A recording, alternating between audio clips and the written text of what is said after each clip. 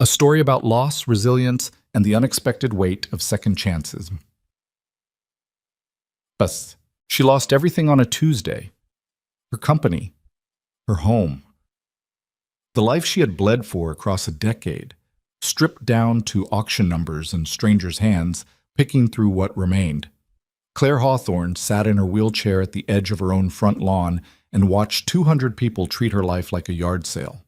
And then one little girl pointed at a battered drafting table in the corner of the tent and said it looked lonely.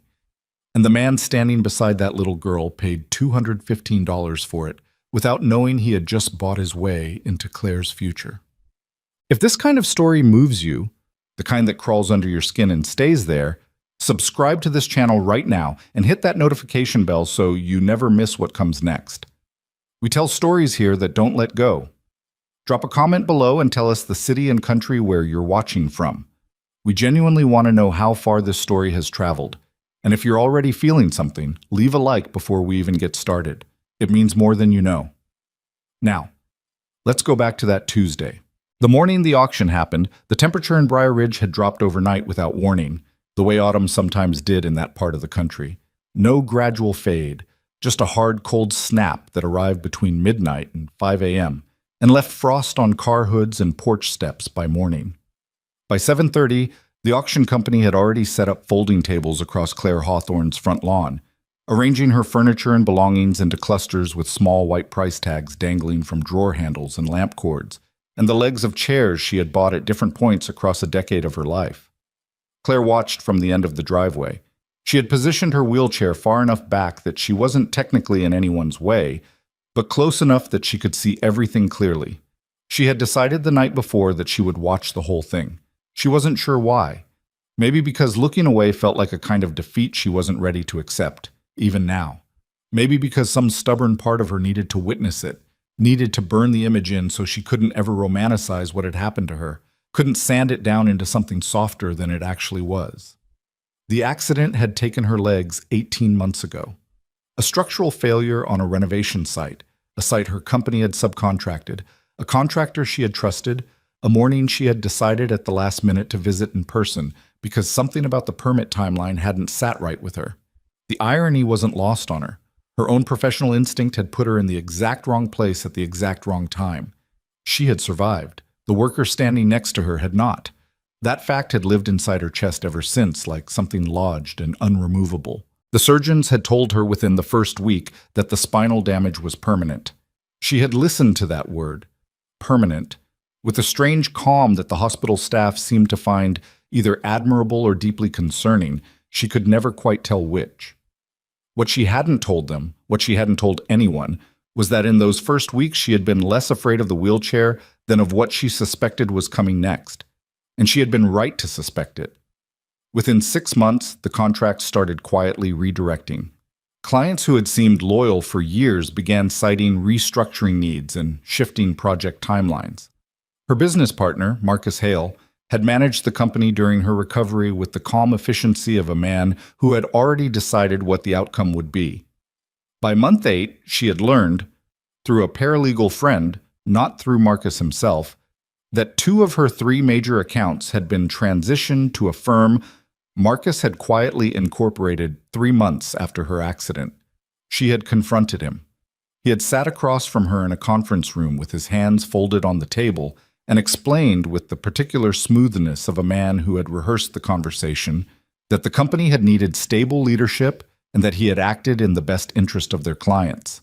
He used the phrase operational continuity 4 times. He never raised his voice. He never said anything that could be characterized cleanly as cruel. That had somehow been the worst part. The legal fight had taken what remained of her savings and 8 additional months of her life. The settlement gave her a cash figure that sounded significant until her attorney walked her through what it actually covered: legal fees, medical debt from the accident, and enough left over to rent a modest, accessible apartment on Sycamore Street for approximately 14 months, if she was careful. The house? Her house. The Victorian on Caldwell Avenue that she had bought at 26 and renovated over 5 years with her own design work and a rotating cast of weekend contractors she had managed herself, went to the settlement estate. And so the auction. You doing okay? She turned. One of the auction company staff, a young woman with a clipboard and a fleece jacket that said Harrison Estate Services across the back, was looking at her with an expression that was trying very hard to be neutral and not quite managing it. I'm fine, Claire said. We can set you up closer to the house if you'd... I'm fine here. Thank you. The woman nodded and moved off.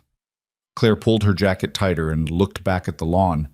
There were maybe 60 or 70 people moving through the setup now, which would grow to over 150 by the time the auction formally opened at 9.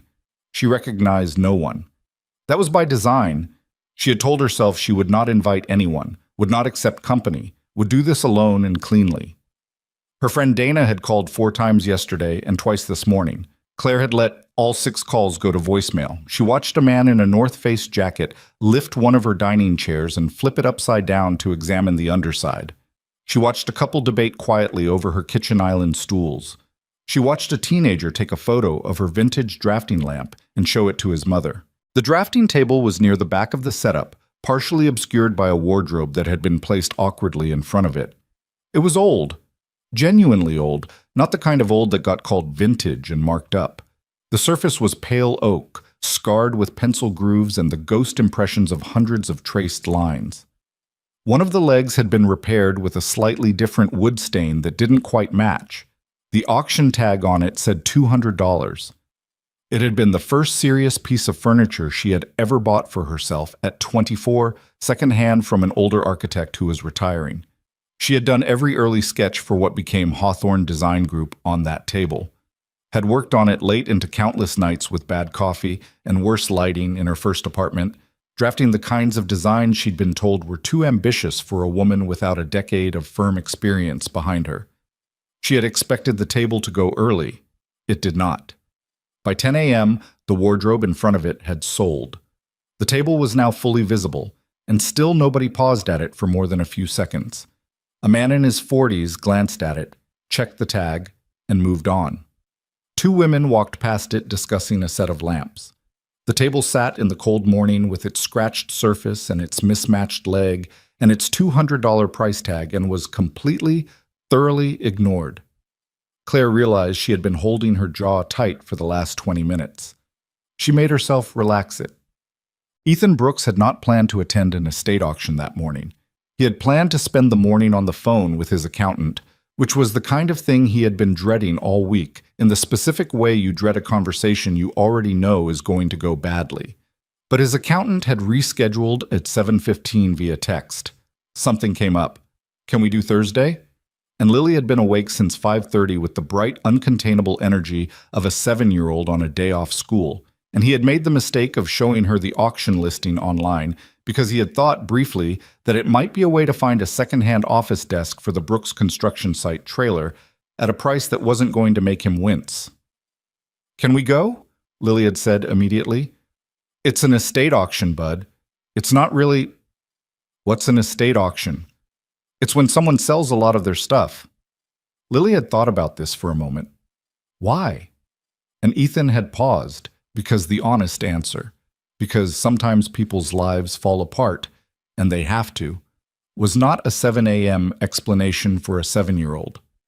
So he had said, different reasons, and Lily had accepted this with the easy flexibility of a child who had learned not to push on certain kinds of answers, and 40 minutes later, they were in his truck heading toward Caldwell Avenue. Lily was wearing her green corduroy jacket and had her hair in 2 uneven braids because Ethan had done them himself, and he still hadn't gotten good at it despite 2 years of trying. She had a small backpack with her, even though there was no reason to bring a backpack to an auction, but she had insisted, citing a logic that had something to do with being prepared, and he hadn't had the energy to argue about it. The auction was already busy by the time they arrived. Ethan moved through the crowd with Lily's hand in his, scanning price tags with the particular focus of a man working a strict mental budget. He found 2 folding chairs he didn't need, a shop light that was tempting but ultimately impractical, and a set of drafting rulers still in their original case that he picked up and carried for a while before setting back down. Lily said very little. She moved with him, looking at things with an expression of careful consideration that he found quietly amusing. She approached the auction with the same seriousness she applied to most things, which was one of the traits he both loved and occasionally worried about in her. She was a child who paid attention, and sometimes paying that much attention at 7 was a heavy thing to carry. They had made their way toward the back of the setup when Lily stopped. The drafting table was the only item in that section that hadn't moved. Everything around it had been bid on or carried off. It sat by itself on the frost-softened grass with its scratched surface catching the flat morning light. Lily looked at it for a long moment. "Dad?" "Yeah." "That table looks lonely." Ethan glanced at it. The price tag. The scuffed legs. The surface that told the history of actual use rather than display. He thought about the desk situation in the trailer. He thought about the $200 tag and what his accountant was going to say on Thursday. He thought about the fact that it was a solid piece of furniture and that solid things were increasingly rare at prices under $200. "It does look a little lonely," he said. "We should get it." "We don't really need a table like that, Lilybug." She looked up at him with an expression that was not quite a plea and not quite a verdict, but somewhere between the two. "It's been there the whole time. Nobody wanted it." He looked at the table again. He thought about the way his daughter processed the world, the way she noticed things being overlooked and felt it personally, in some way he had never quite been able to explain and had stopped trying to.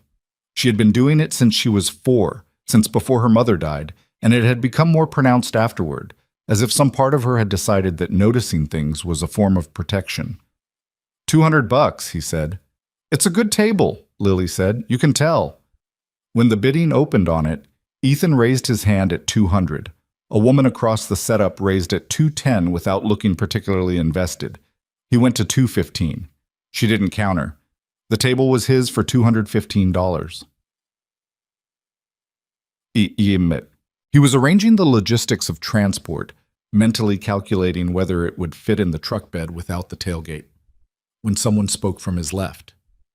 "That's an interesting choice." He turned. The woman in the wheelchair was maybe 30, dark hair pulled back in a way that suggested function over intention, wearing a jacket that was slightly too light for the temperature. She was looking at the drafting table with an expression he couldn't immediately read. Not hostile, not warm, something more complicated than either. "Is it?" he said. "Most people walked right past it." She paused. "Your daughter said something about it." He looked down at Lily, who was now examining the mismatched leg with apparent fascination. "She said it looked lonely." The woman was quiet for a moment. "That's a kind way to see an old table." "She sees things like that." He extended his hand. "Ethan Brooks." She looked at his hand briefly, then shook it. Her grip was direct. "Claire Hawthorne." Something shifted across her face when she said it, a small tightening around the eyes, like she was still deciding how she felt about her own name in this particular context. "You were watching the auction," he said. It wasn't an accusation, just an observation, but he saw her register it. "It was my house," she said. Flat, factual, not inviting sympathy. He didn't offer any. "I'm sorry," felt wrong, too easy, too reflexive, and so he didn't say it. Instead he said, "Is the table something you'd rather have kept?" She looked at him. It seemed to catch her off guard, the directness of it. "Yes," she said, "but I tagged it at 200 because I assumed no one would want it anyway, and I didn't want it to go to storage." "How long did you have it?" "Since I was 24. She looked at the surface, at the pencil grooves and ghost marks. "I drafted the plans for my first 5 commercial contracts on it. Then it did good work." She said nothing. Lily had stood up from examining the leg and was now standing beside the table with her hand resting lightly on the surface, not touching it so much as acknowledging it. She looked up at Claire with the open appraisal of a child who had not yet learned that staring was impolite. "Are you the one who owned all this stuff?" Lily asked. "Lily," Ethan started. "It's fine," Claire said. She looked at Lily steadily. "Yes, this was my house. Where are you going to live?" "I have an apartment on Sycamore Street." Lily seemed to consider this. "Is it nice?" "It's accessible," Claire said, and something in the way she said it made Ethan think it was not a description she had chosen so much as one she had accepted. "Our house has a ramp," Lily said. Dad built it because our neighbor Mrs. Okafor hurt her knee last year. He builds things. Claire looked at Ethan. Construction, he said. Residential and light commercial. Lily told me, she said dryly. A brief, quiet, almost smile crossed her face. Not warm exactly, but present. The auction noise continued around them. A pair of men were loading Claire's kitchen island onto a flatbed truck 20 feet away. Ethan noticed Claire watching them and noticed that she stopped watching when she caught herself. The way you caught yourself picking at something that was going to leave a mark. I should let you handle the logistics, she said, and started to turn her chair. Ms. Hawthorne. She stopped. For what it's worth, he said.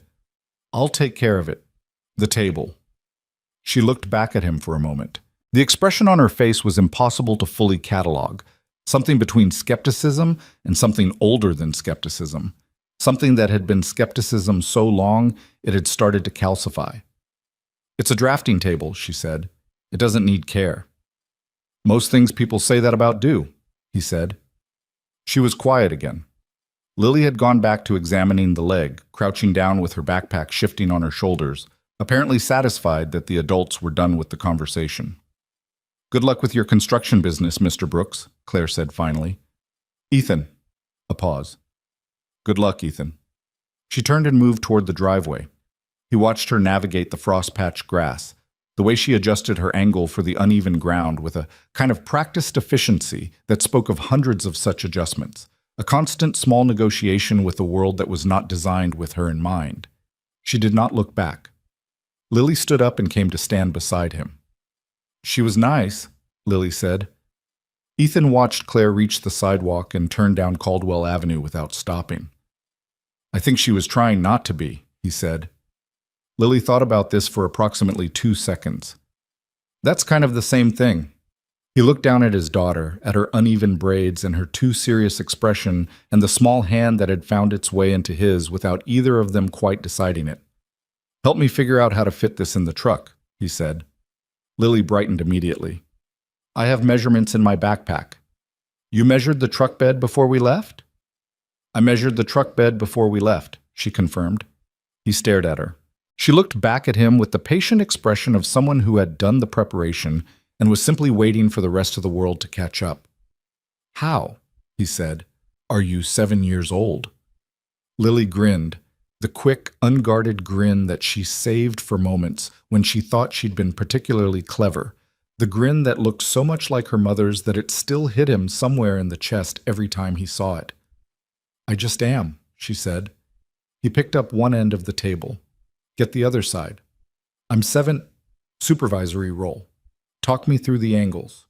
She scrambled around to the other end anyway, placed her small hands on the edge with great seriousness, and they navigated the $215 drafting table through the thinning crowd together, his daughter coaching him through the turns in a voice of considerable authority, while across town Claire Hawthorne pushed herself down a sidewalk she knew by heart for the last time, and the frost on the grass of her old front lawn caught the late morning light, and then, slowly, began to melt. 3 weeks after the auction, the drafting table sat in the corner of Ethan's site trailer with a piece of plywood balanced across it, because there was nowhere else to put the plywood, and the careful promise he had made to himself about giving it a proper place had not yet materialized between the estimates and the permit paperwork and the school pickups and the general ongoing chaos of running a small construction business as a single father in a city that seemed to generate bureaucratic obstacles the way other cities generated weather. The table was there, though. He noticed it every morning when he unlocked the trailer.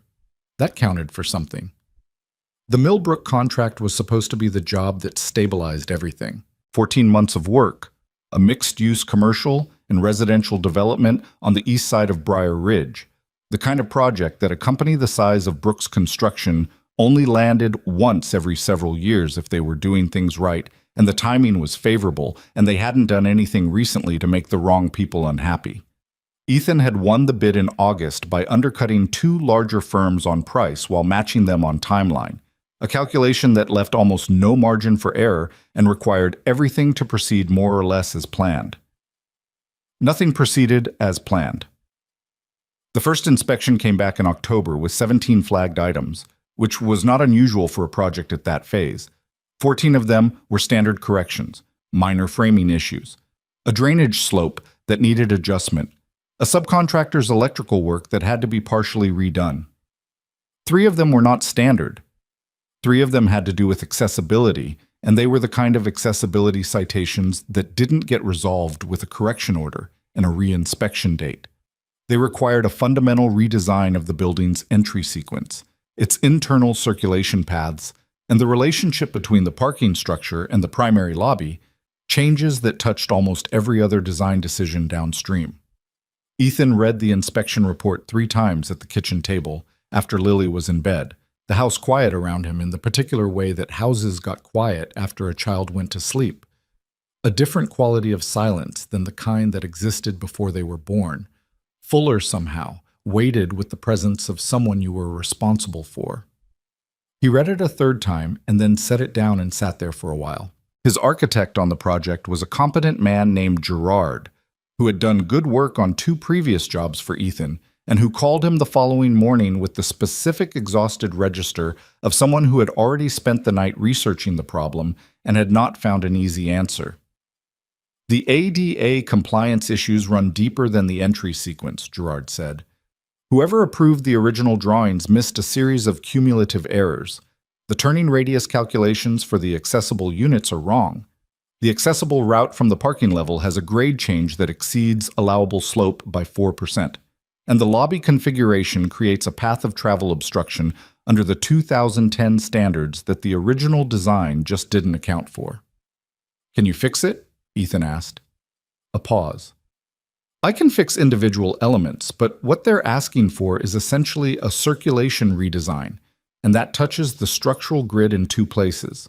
To do it right, to do it in a way that doesn't create new problems in 6 months, you'd want someone who specializes in this.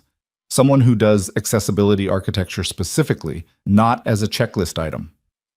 "Do you know someone?" Another pause, slightly different in quality.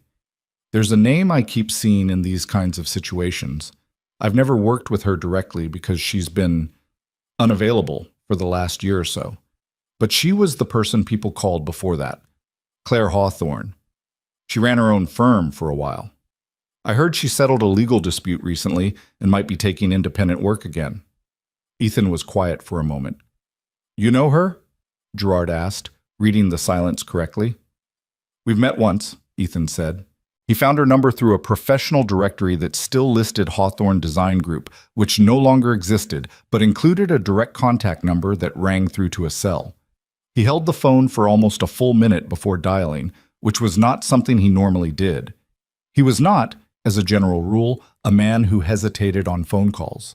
He made several dozen of them a day in the normal course of business and had developed the kind of practiced directness that came from years of dealing with contractors, city inspectors, suppliers, and clients simultaneously, none of whom responded well to uncertainty. He hesitated on this one. He wasn't entirely sure why. Some part of it was professional.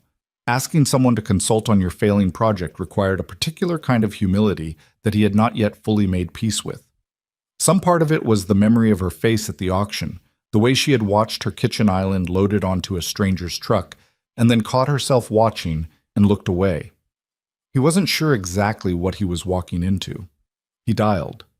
She answered on the 3rd ring. "Hawthorne." "Claire, it's Ethan Brooks. We met at the—" "I know who you are," she said.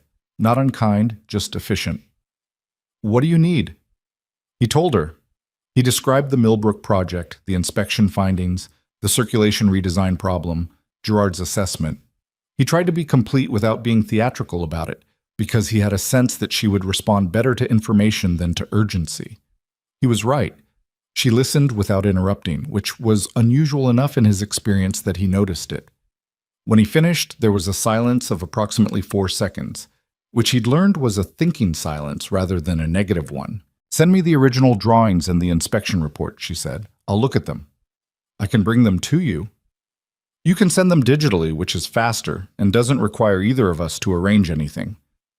He almost pointed out that he would have been happy to arrange it, but he understood without quite articulating it to himself that she was drawing a boundary around the terms of her involvement and that respecting that was more important than the gesture. "I'll send them today," he said.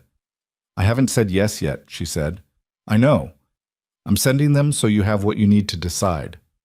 Another brief pause. "Fine, send them." She responded at 11:30 that night with a message that read, "The inspection team was right. Your architect is also right. Individual fixes won't hold. I've looked at the original drawings, and there are cascading issues that the original designer didn't catch because they weren't thinking about circulation holistically. I can help. My rate is $185 per hour. I need access to the site. I need your original structural drawings in addition to what you sent. And I need you to understand that the solution I recommend may require you to push back on your general contractor timeline in ways that will not be comfortable. If you can agree to those terms, we can talk." He read the message sitting on the couch at midnight, Lily long asleep down the hall, the house carrying its nighttime silence around him. He read it twice and then typed back, "Agreed on all terms. When can you come to the site?" Her response came 4 minutes later. "Thursday at 9. Send me the address." She arrived 7 minutes early, which Ethan noted not because he was checking, but because he happened to be at the trailer window when her car pulled in. It was a modified vehicle. Hand controls, he assumed, though he didn't look closely enough to confirm. A dark blue sedan that was practical and slightly dented on the rear passenger quarter panel. She transferred to her wheelchair with the economical precision of someone who had done it 10,000 times and did not need an audience for it, which was why he turned back to his coffee before she got halfway across the lot. When he opened the trailer door, she was already at the portable ramp he'd set up the previous afternoon. She looked at it briefly, tested the edge with her front wheels, and came up without comment. He had spent 45 minutes on that ramp the previous afternoon, reading specifications online and then adjusting the angle twice. He had not mentioned it, and she did not mention it, and he thought they were both better served by that. She got straight to it. The original drawings were spread across the plywood-topped drafting table, which she recognized without acknowledging, a flicker of something crossing her face that she closed off quickly. And she moved through them with a red pen in her hand, marking observations in the margins with handwriting that was small and precise and entirely illegible to Ethan from across the table.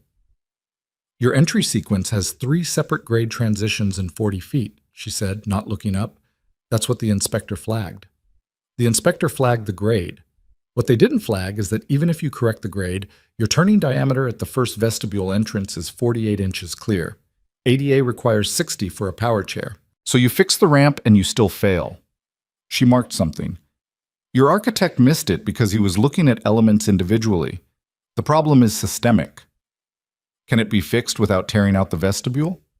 She considered for a moment, pen still moving. "Possibly. Depends on what's load-bearing in the adjacent wall. Do you have the structural engineer's drawings from the original design?" "I had them sent this morning. Should be in your email." She pulled out her phone, checked, and looked back at the drawing without comment. "I'll need to walk the site." "It's active," he said. "Crews on the upper floors, but the lobby level and parking structure are accessible." She looked up at him directly for the first time since arriving, a quick evaluating look that had nothing soft in it. "Accessible," she said. He heard the word land differently than he'd intended it. "Navigable," he corrected. Something very small shifted in her expression. Not exactly a smile, but in that direction. "I know what you meant," she said. "Show me the lobby." He had worried, privately, about the site walk. The parking structure's accessible route was one of the cited violations, which meant navigating a path that was demonstrably not up to standard, a particular irony that he had not been sure how to address. He had ultimately decided that trying to prepare her for it, or apologize for it in advance, would be more condescending than just letting her navigate it and deal with what she encountered. She hit the grade problem at almost exactly the point where the inspection report had cited it, a section where the path transitioned from the parking level to the lobby, access corridor, and the slope exceeded code by that 4% margin Gerard had mentioned. She stopped, pulled a small digital inclinometer out of her jacket pocket, measured, noted the number. "Who approved this slope?" she asked. "The original civil engineer, apparently. It's in the civil drawings as a grade transition that the architectural drawings show as flat. So no one caught the discrepancy." No one caught it. She took a photograph and moved on without editorial comment, which he was beginning to understand was her baseline mode of operation. Observe, document, assess, and reserve judgment for the report rather than the moment. He found it easier to work alongside than he'd expected. He had worked with consultants who narrated every problem with the energy of someone personally aggrieved by it, and that particular style of engagement was exhausting over a full site walk. They spent 2 hours on the lobby level and parking structure. At one point, Ethan's site foreman, a broad-shouldered man named Calvin who had been with Brooks Construction for 6 years, appeared at the lobby entrance with a question about the second-floor framing schedule, and Ethan dealt with it in 4 minutes while Claire continued making notes without apparent interest in the interruption. When Ethan rejoined her, she was measuring the vestibule width with a laser distance tool and frowning at the number it gave her. 51.5, she said. Still short. 60 is the requirement, yes, I know. That's why I'm frowning. She lowered the tool and looked at the adjacent wall. This wall. Is it on the structural grid? I'd have to check the drawings. Check the drawings, she said, because if it's non-load-bearing, we can relocate it 8 inches to the east and solve the turning radius problem without touching the structural system. Which means we're looking at a partition relocation instead of a structural modification, and that's a very different conversation in terms of cost and timeline. Ethan looked at the wall. He looked at the drawings in his hand, oriented himself in the plan, traced the grid lines. It's not on a column line, he said. It's infill. She looked at him with an expression that was the closest thing to enthusiasm he had seen from her. It was not a large expression. It was the expression of someone who had trained themselves to be careful about hope. But it was there. Then we might have a solution, she said. A real one, not a patch. How long to develop it? Give me a week on the drawings, maybe 10 days. My window before the project timeline collapses is about 3 weeks. Then you'll have your solution in 10 days, she said. Stop worrying about the timeline for now and focus on the structural drawings. I need them confirmed by tomorrow. He had the structural drawings in her email by 7 that evening. The following 2 weeks established a rhythm that neither of them had planned and neither of them commented on. She worked from her apartment on Sycamore Street, which she had referenced as accessible, in a tone that Ethan now understood meant functional rather than pleasant. He had not seen it. She had not offered him the opportunity to, and he had not asked. Their working relationship existed in the site trailer, on the site itself, and in a running thread of emails and occasional phone calls that happened at irregular hours, because both of them, it turned out, worked on the same kind of schedule, which was to say, whatever hours the work required, which was frequently late. She called at 8:45 on a Wednesday evening while he was washing dishes from dinner. The structural drawings confirm the infill wall theory, she said, without preamble. I've drafted a revised entry sequence that relocates 3 partition walls, adjusts the vestibule geometry, and corrects the grade transition in the parking access corridor with a reconfigured landing. It doesn't touch any load-bearing elements.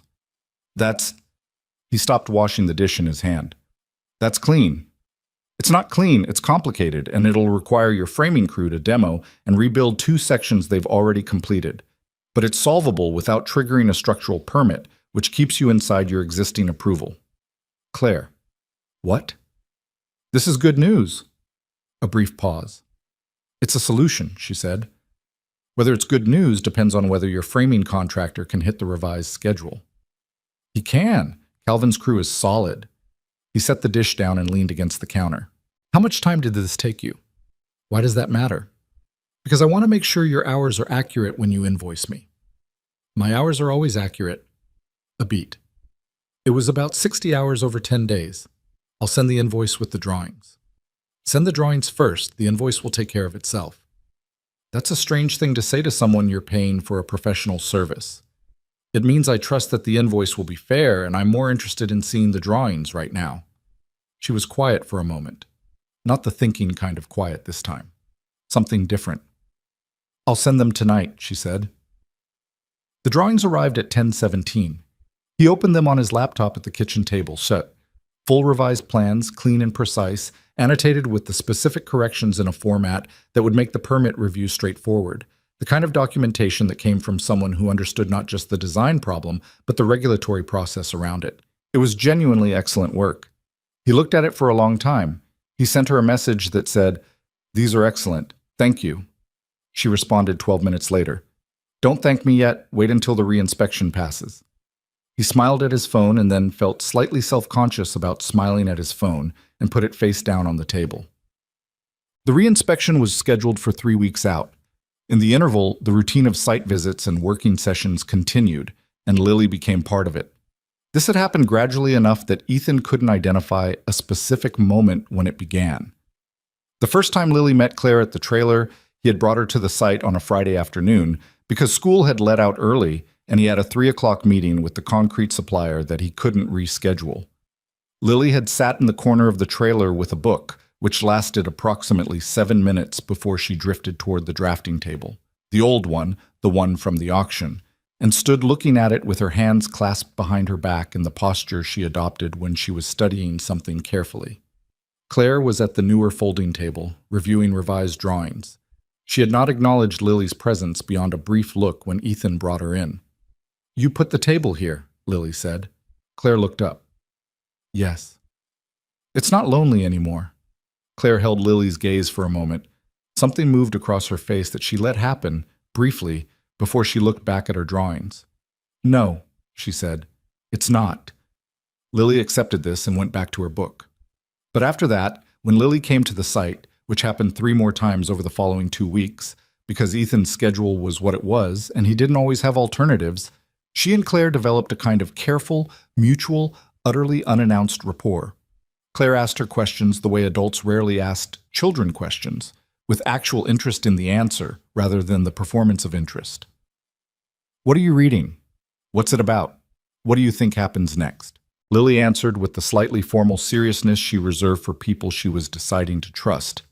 And she watched Claire's hands when she drew, and once asked if the measurements had to be exact, and Claire said yes, always, because the difference between right and almost right in a building was the difference between a ramp someone could use and one someone couldn't. Lily had thought about this for a moment. "That seems important," she said. "It is," Claire said. It was the most stripped-down explanation of her work Ethan had ever heard her give, and it was the most honest. There were other moments in those 2 weeks that he registered without examining too closely. The afternoon she arrived at the trailer, and he had a coffee waiting. He'd made a second cup without deciding to, the same way he sometimes set a third place at dinner when his sister was visiting and then caught himself when he remembered she wasn't. She hadn't commented on the coffee. She'd just taken it and kept working. A Thursday evening phone call that had started as a question about the permit timeline and lasted 40 minutes, moving from the project to a conversation about load calculations and older building stock, and then to a disagreement about whether post-tensioned concrete was underused in mid-rise residential construction, which they argued about with the unguarded energy of people who had briefly forgotten to be careful with each other. He was driving home from that call.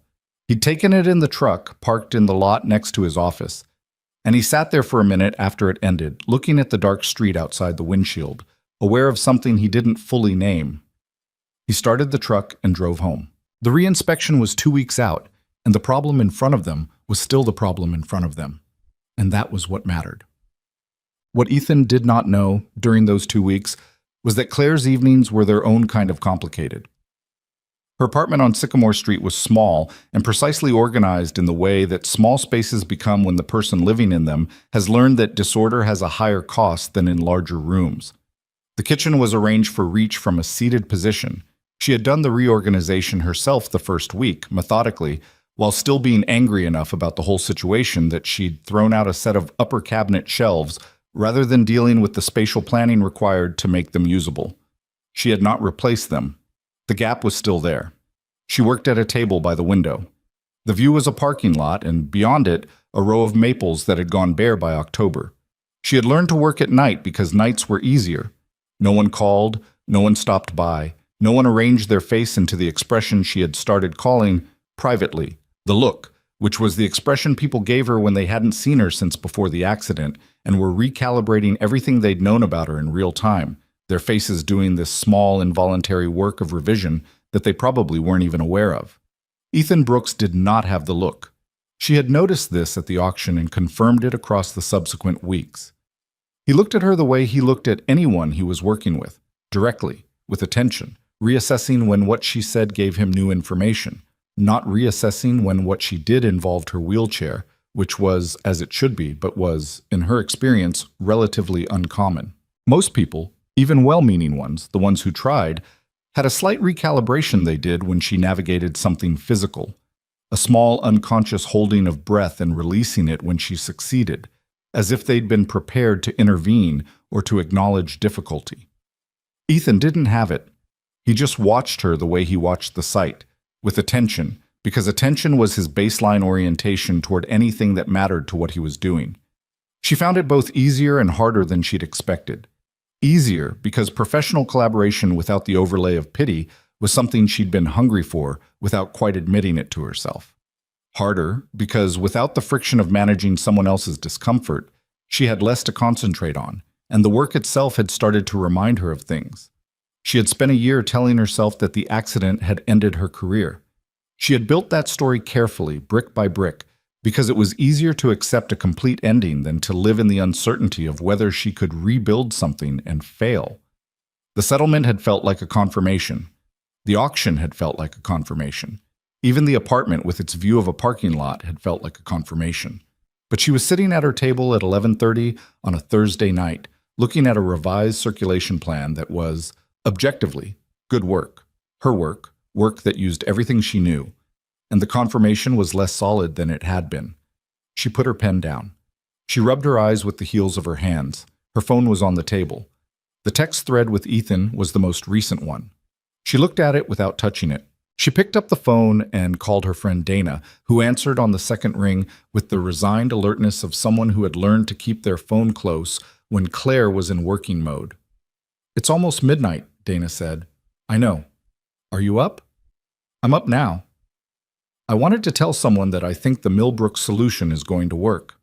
A pause. "Yeah?" "The structural drawings confirm the infill wall theory. The revised plan is clean. The reinspection should pass." "Claire," Dana's voice had changed quality. "That's really good." "I know. That's the first job you've taken since—" "I know.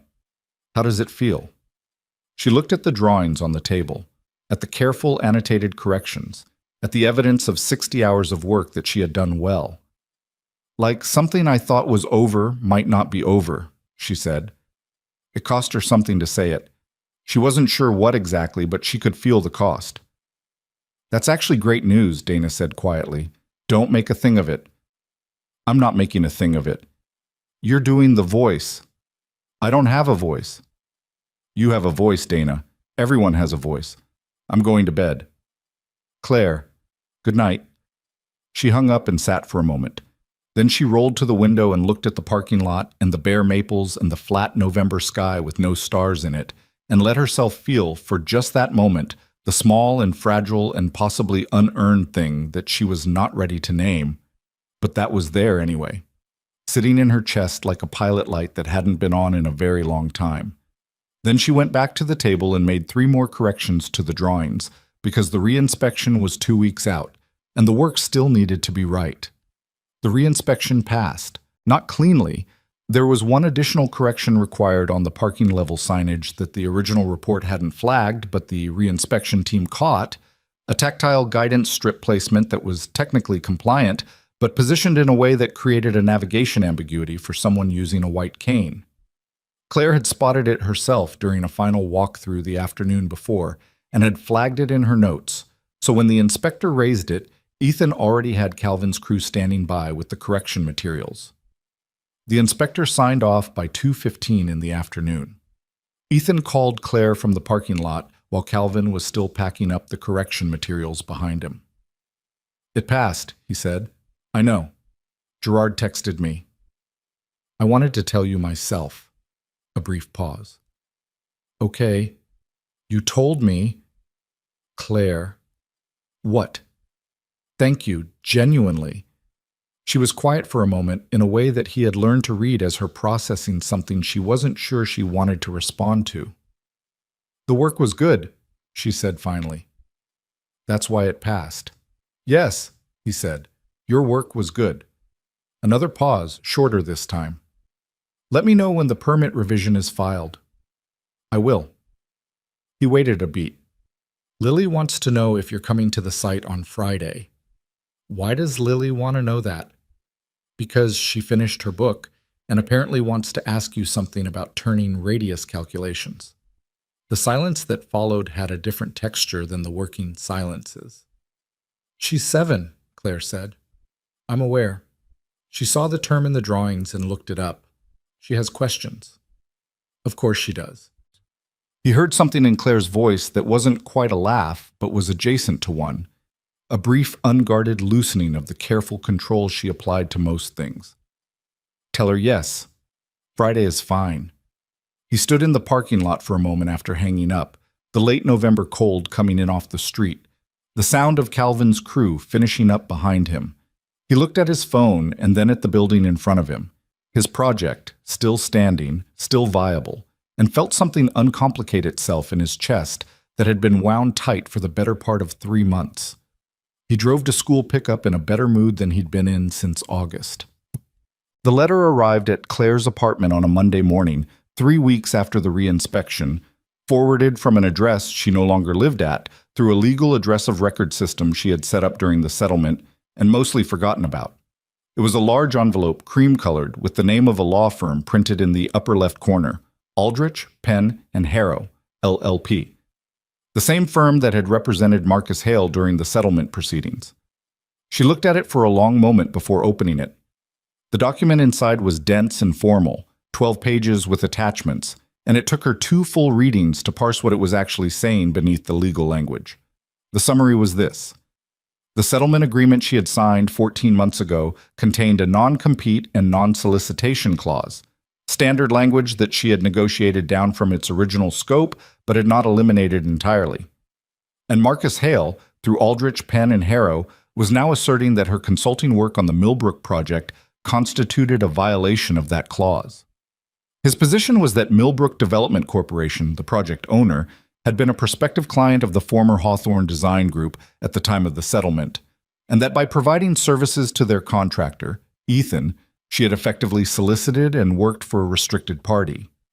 His proposed remedy was an injunction preventing her from providing any further architectural consulting or design services in Briar Ridge or the surrounding 3-county area for a period of 2 years, plus damages equal to the fees she had collected on the Millbrook project, plus legal fees. She set the document down on the table. She looked at the window, the parking lot, the bare maples, the flat December sky. She sat there for several minutes without moving. Then she picked up the document and read it a 3rd time, more slowly, making notes in the margins in the same small, precise handwriting she used on drawings. She did not call Ethan that day. She did not call Dana. She called her attorney, a woman named Priya Sanyal, who had handled the original settlement and who answered her office phone on the 2nd ring and listened without interrupting while Claire read the relevant sections aloud. When she finished, Priya was quiet for a moment. Send me the full document today. Ite, she said. I need to read the specific language of the non-compete as it was finalized, because my recollection is that we narrowed it substantially. We narrowed the client list, Claire said. I need to know if Millbrook Development was on the restricted list. So do I. Send me everything today. What's your initial read? Another pause. My initial read is that Marcus is pushing a broad interpretation of narrow language and hoping you don't have the resources to fight it. That's his pattern. Priya's voice was careful but not gentle about it. But I need the documents before I can tell you more than that. Claire sent everything within the hour. Then she sat at her table and looked at her phone and spent approximately 15 minutes deciding whether to call Ethan before deciding that she had to, because the injunction, if it proceeded, would affect his project directly, and he deserved to know. He picked up on the 2nd ring. Hey, everything okay? No, she said. I need to tell you something. She told him about the letter. She gave him the legal summary clearly and without editorializing, the same way she delivered site findings. Facts first, implications second, emotion not at all. She heard him go quiet partway through and stay quiet until she finished. This is because you worked on my project, he said. It's because Marcus Hale is Marcus Hale. Your project is the mechanism, not the cause. Claire, don't, she said. I know what you're about to say, and I don't want to hear it. You don't know what I was going to say.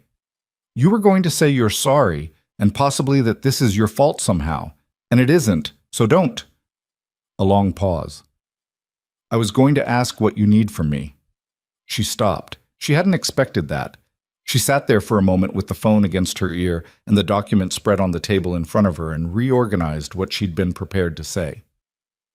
I need the original contract between Brooks Construction and Millbrook Development, she said, and I need any documentation showing the date you first contracted me versus the date the project started. The timeline matters. I can have those to you by tonight. Good. She paused. There's a chance the injunction gets filed regardless of what the documents show. If that happens, your project gets flagged while the legal process runs. You need to know that. How long would that take? Arbitration, if it goes that route, could be 2 to 4 months. He absorbed this. My project is already behind schedule. I know. If it gets flagged. I know, Ethan. Her voice was not sharp, but it was direct. I'm telling you so you can start contingency planning, not so we can sit here cataloging how bad it is.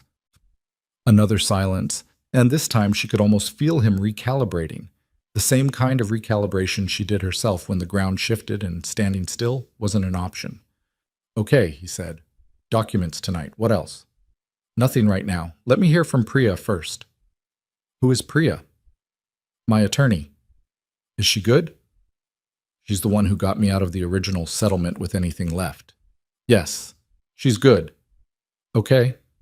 A pause. Claire, I'm not going anywhere on this. You might need to, she said. If the injunction files and the project flags, you may need to distance yourself from my involvement publicly. It could matter for your timeline.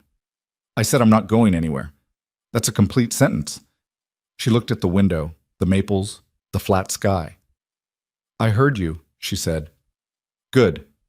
A beat. Call me when you hear from Priya. She said she would and ended the call and sat there for a moment in the particular stillness of a situation that had just gotten significantly worse and that she was not yet sure she had the resources, legal, financial, emotional, to navigate. She had been here before, a different version of here, a year and a half ago, sitting in a hospital bed reading the first reports of what Marcus had done while she was still learning to use a wheelchair. She had survived that.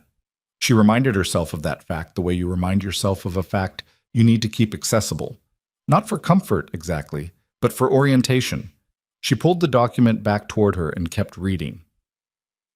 Priya's assessment came 2 days later, delivered over the phone in the measured cadence of someone who had learned to give difficult news without either softening it dishonestly or making it harder than it needed to be. The non-compete as finalized covers direct solicitation of clients on a specific restricted list, Priya said. Millbrook Development Corporation is on that list. However, and this matters, the restriction applies to direct client relationships. You didn't contract with Millbrook, you contracted with Brooks Construction, who contracted with Millbrook. Marcus's position is that it's a pass-through. Marcus's position is aggressive, and it may not hold. The question is whether the arbitrator reads the clause as covering indirect relationships through contractor chains, which is not standard interpretation. The language we fought for specifically says direct client engagement. His team is going to argue that direct modifies the type of service, not the contractual relationship. We're going to argue the opposite. What are the odds? A pause. If I had to guess, 60-40 in your favor, but that's not a number I'd bet your career on comfortably.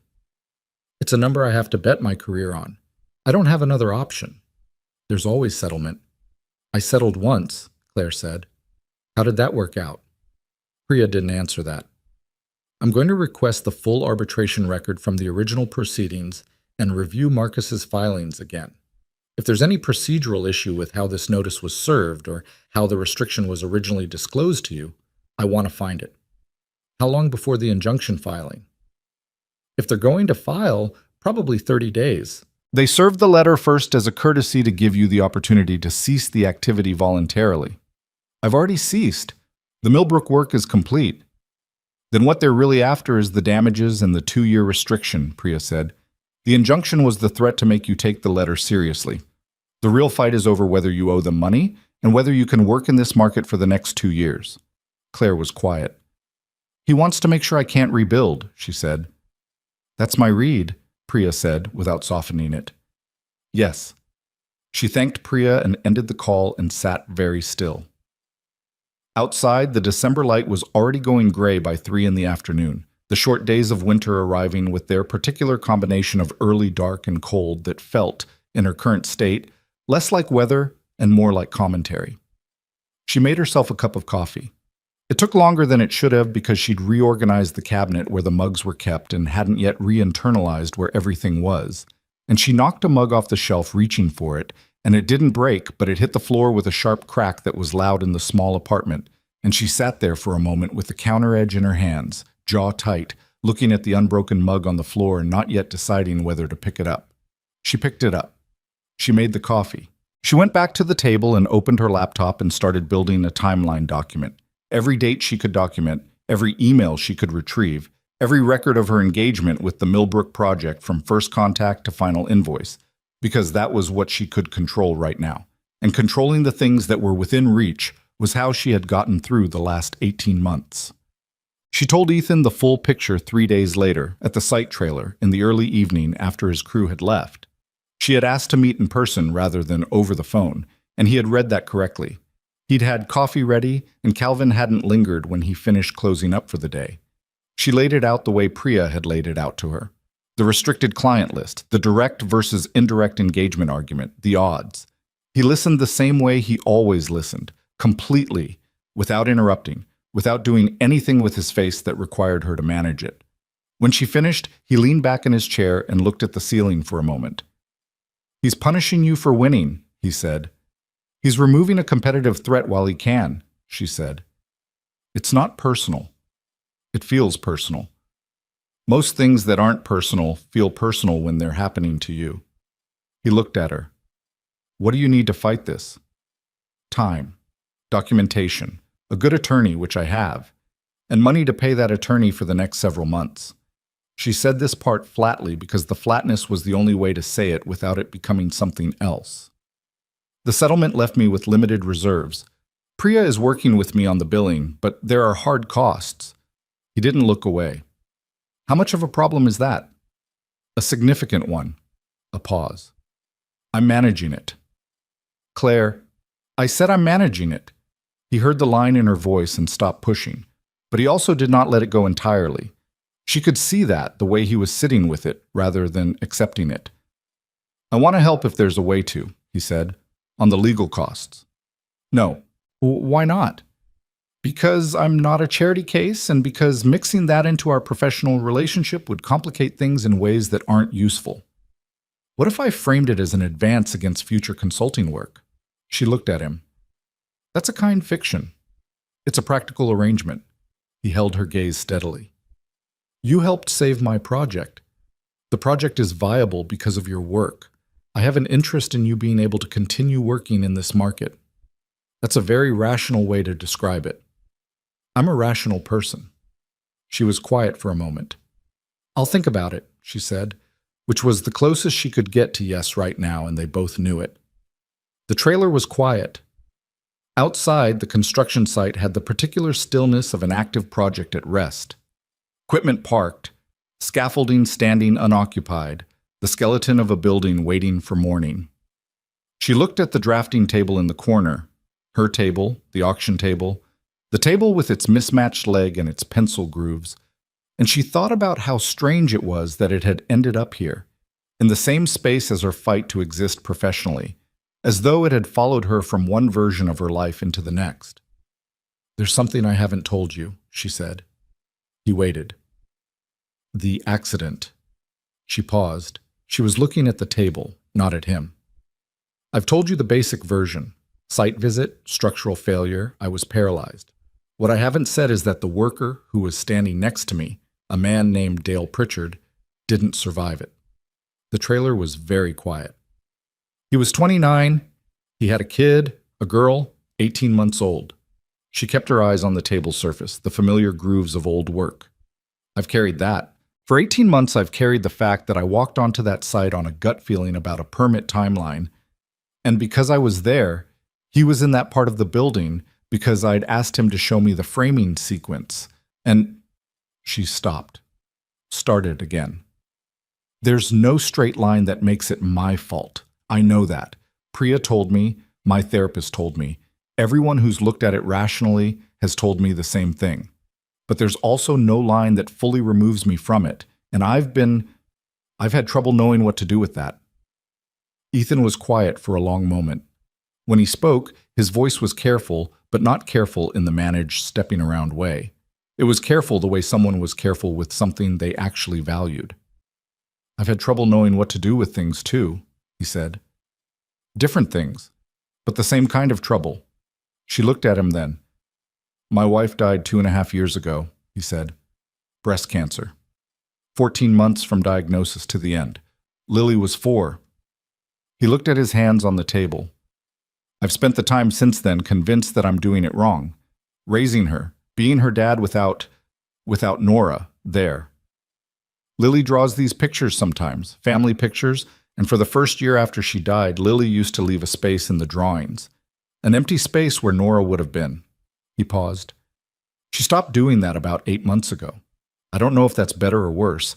I don't know if I'm supposed to be glad she's adjusting or sad that she's adjusting, or whether what I actually am is just scared that I'm the only thing standing between her and something going wrong.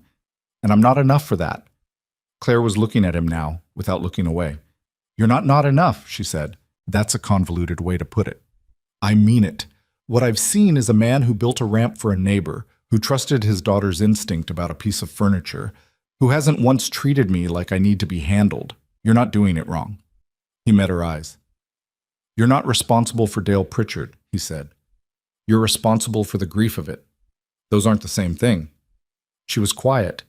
Something moved across her face that she didn't immediately close off. A brief unguarded cracking of the careful surface, fast enough that it wasn't a moment so much as the edge of one. I know that, she said. Some days I actually know that. That's enough, he said. That's what some days is for. She nodded once. She looked back at the table. They sat in the quiet of the trailer for a while, not talking, and it was the kind of not talking that was different from silence. It had weight and texture and something moving through it that neither of them was naming. The arbitration notice came in January. Marcus Hale's legal team had filed as Priya had predicted, seeking the injunction and damages. The arbitration date was set for the end of February, a compressed timeline that Priya said was aggressive but not unusual for commercial disputes in their jurisdiction. 6 weeks. Ethan's project had been flagged by Millbrook Development's legal team pending the outcome, which meant a section of the construction timeline was on hold while the ownership group assessed their exposure. It was not a project killing hold. The structural and framing work on the upper floors could proceed, but it was a complication that cost money every week it continued, and Ethan absorbed this with a set jaw and a series of very short conversations with Calvin about what could be accelerated on the upper floors to offset the delay costs. He did not blame her. She watched for it. For the small recalibrations, the shift in register, the subtle ways in which people adjusted their treatment of you when you became a problem in their life rather than a solution. She had become expert at detecting that shift over the last 18 months. It didn't come. Stop waiting for me to be angry at you, he said one afternoon, directly and without particular drama, the way he said most direct things. She looked up from the document spread across the table between them. I'm not... You've checked my face about 6 times in the last 40 minutes. I know what that is. He wasn't accusing her. He was just saying it. I told you I'm not going anywhere.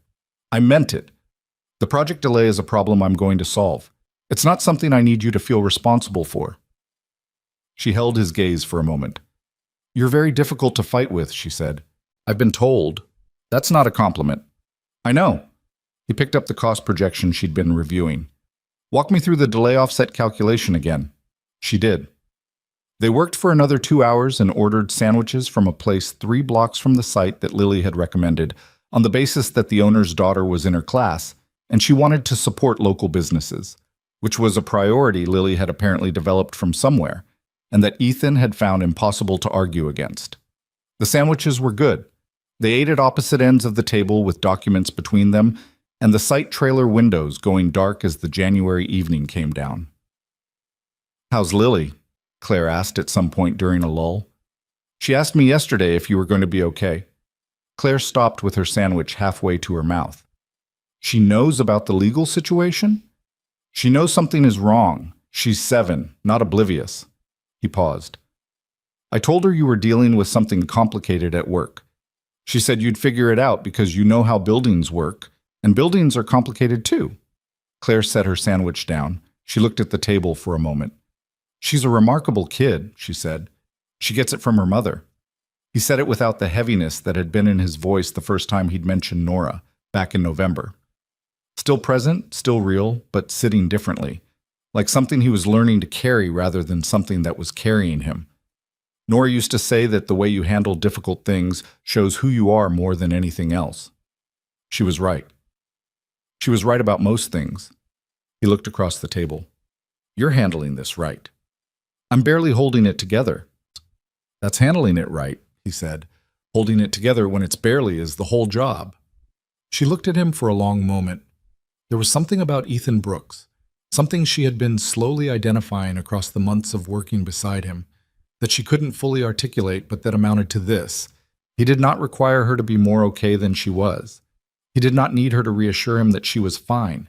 He did not add to the weight she was carrying by making her also manage his feelings about her weight. She had not understood, until she had it, how much energy she had been spending on that particular form of management with almost everyone else in her life. "Priya found something," she said. He looked up. "What?" "In the original settlement documents. The restricted client list was attached as an exhibit. Millbrook Development is on it, but the exhibit has an effective date of 30 days after settlement signing, a grace period for projects already in progress at the time of settlement. Priya's argument is that the Millbrook project was not just in progress, but had already received initial permitting before the settlement date, which means it may fall within the grace period coverage." He was very still. "Does that hold?" "It's not airtight. Marcus's team will argue that the project entering the accessibility compliance phase constitutes a new engagement scope, but..." She paused. "It's real.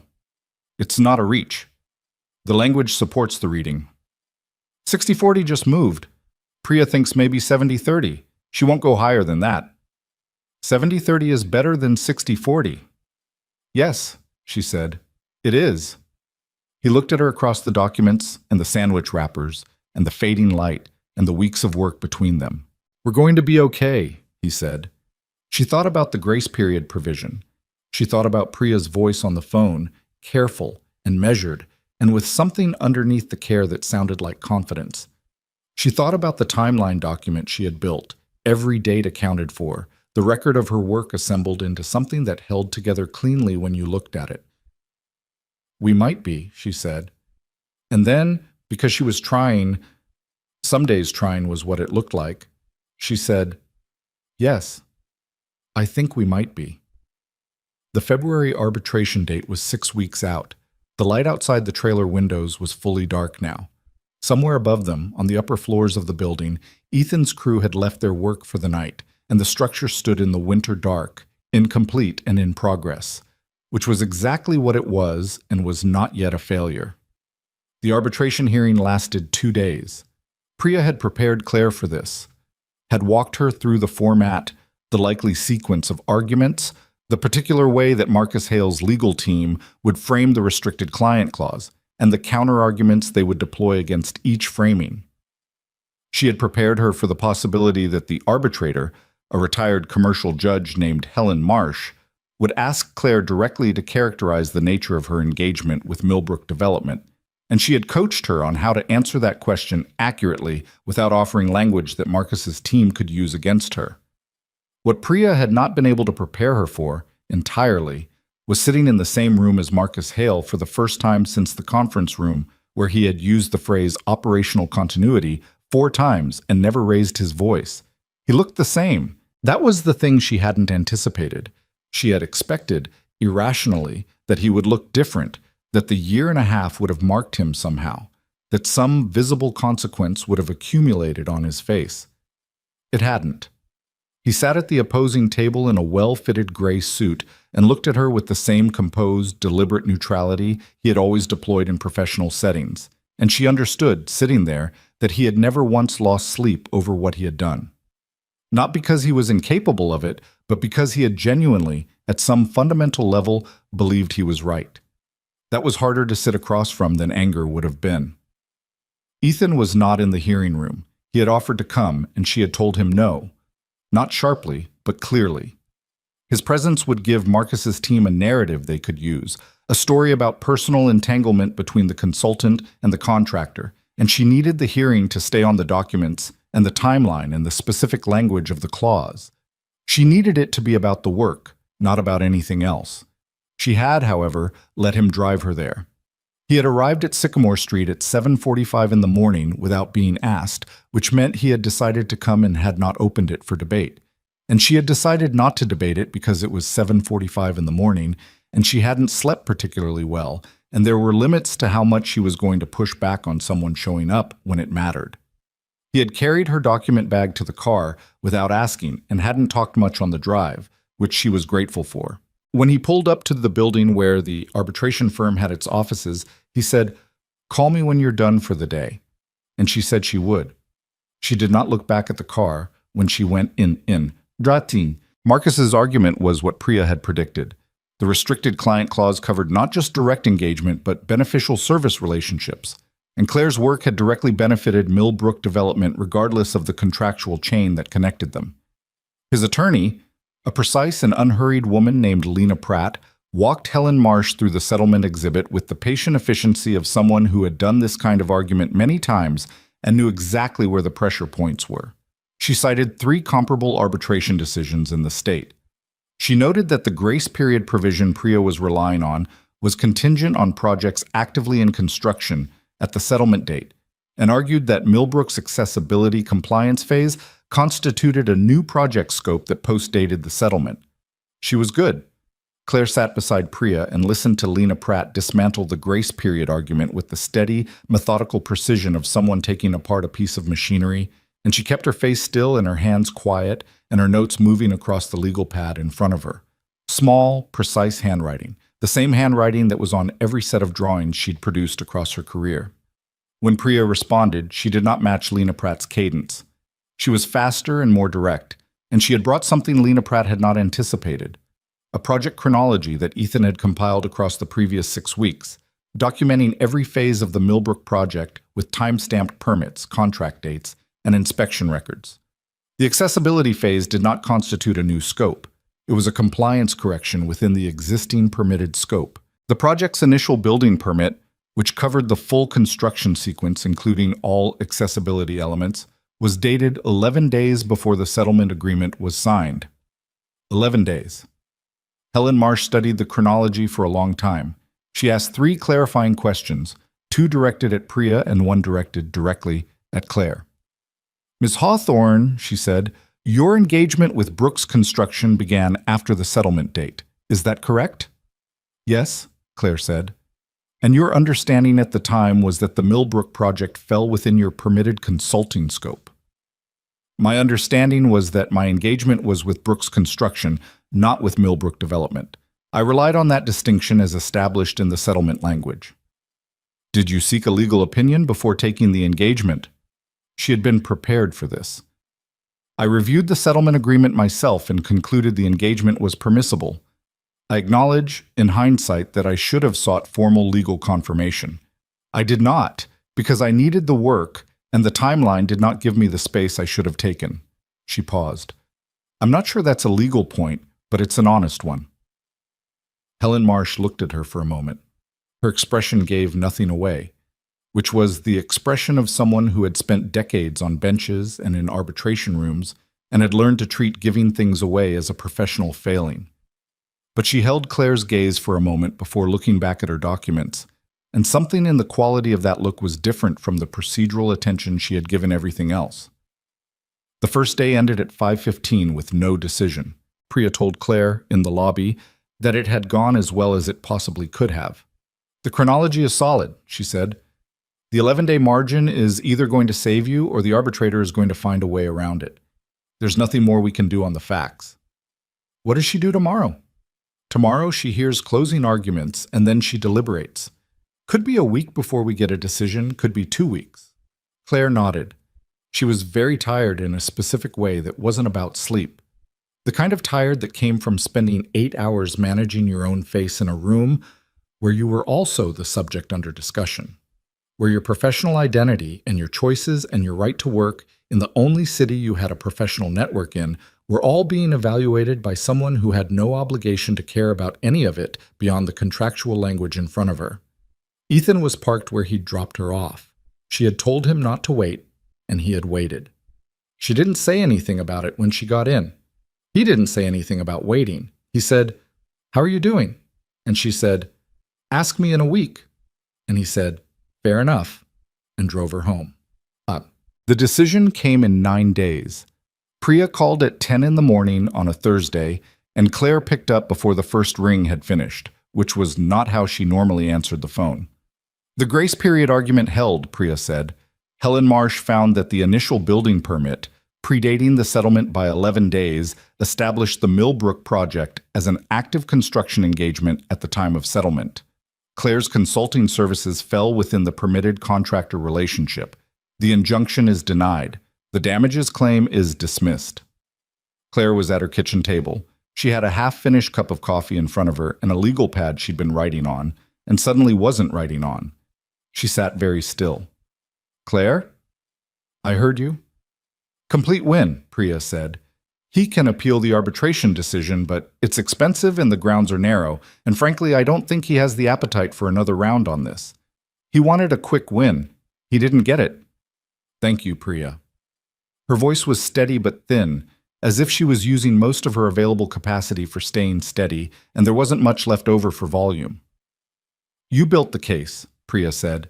"The chronology Ethan Brooks put together was the thing that closed it. Marsh cited it specifically in the written decision. After she hung up, she sat at the kitchen table for a while. The coffee went cold. She looked at the parking lot through the window. February now. The maples still bare. A thin layer of old snow on the asphalt that had been there for 2 weeks and gone gray with time. She thought about Dale Pritchard's daughter, who would be 3 by now. She thought about Marcus's face in the hearing room, composed and deliberate and sure. She thought about the 11 days between a building permit and a signed settlement, and how the entire shape of the last 9 months had balanced on that margin. Then she picked up her phone and called Ethan. He answered immediately. "Priya called you." "Yes." "And?" "Complete win," she said. "The injunction is denied." The sound he made was not words. It was the brief, unguarded sound of relief physically leaving a body that had been holding it for too long. She heard it and felt something loosen in her own chest in response. Some corresponding tension she hadn't fully acknowledged was there. "The chronology you built," she said. "Priya said Marsh cited it in the written decision. You need to know that. We built it together. You did the compilation work. You told me which dates mattered." A pause. "Claire, how are you?" She looked at the parking lot, at the gray snow and the bare trees and the flat February sky. "I don't know yet," she said. "I think I need a day before I know." "That's fair." She could hear him smiling slightly in the way he did when he wasn't going to push. "Take the day." "The Millbrook hold..." "I'll call Millbrook's legal team this afternoon. The hold should clear within the week." "Good." She paused. "Thank you, Ethan, for the chronology, for the ride, for..." She stopped, started again. "For not going anywhere." "I told you it was a complete sentence," he said. Bummed. Spring arrived in Briar Ridge in the way it usually did. Not all at once, but in argument with itself. Warm days interrupted by cold snaps. The maples outside Claire's apartment window going from bare to budding to a sudden committed green over the course of 3 weeks in April. The Millbrook project came off hold and resumed, and Ethan's crew worked through March and into April with the compressed urgency of a team making up lost time, and the building that had been a source of crisis for most of the previous fall began to look, from the outside, like it was simply a building being built.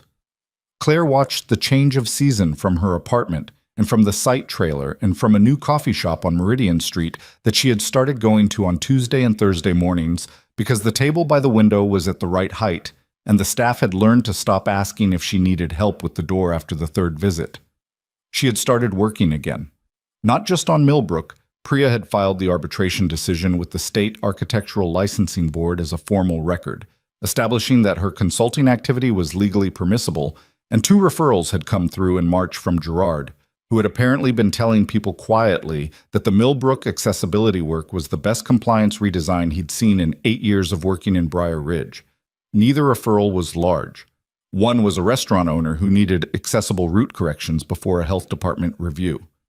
One was a small medical office building that had been cited for ADA violations in a tenant audit. They were not the kind of projects she had been building toward before the accident, but they were work, and the work was good, and she did it the way she did everything, completely, with attention to the details that other people glossed over. She and Ethan talked every few days, not always about the project, sometimes about Lily, who had advanced to a chapter book series about a girl detective that she was reading with a level of investment that Ethan described as concerning in the best possible way. Sometimes about the restaurant referral, because Ethan knew the building's contractor and had an opinion about the subfloor issue the existing accessible route correction was going to create. Sometimes about nothing in particular, a conversation that started as a project question and migrated somewhere else before either of them had decided it would. She noticed this happening. She let it happen. One evening in late April, Ethan arrived at the trailer. She had been reviewing drawings for the medical office project. With Lily in tow and a paper bag from the sandwich place Lily had recommended in January, he set the bag on the table and Lily dropped her backpack and immediately went to the old drafting table in the corner where she had taken to doing her homework on site visit days, arranging her books and pencil case with the serious organizational focus she brought to all physical arrangements. She has a history project, Ethan said, by way of explanation.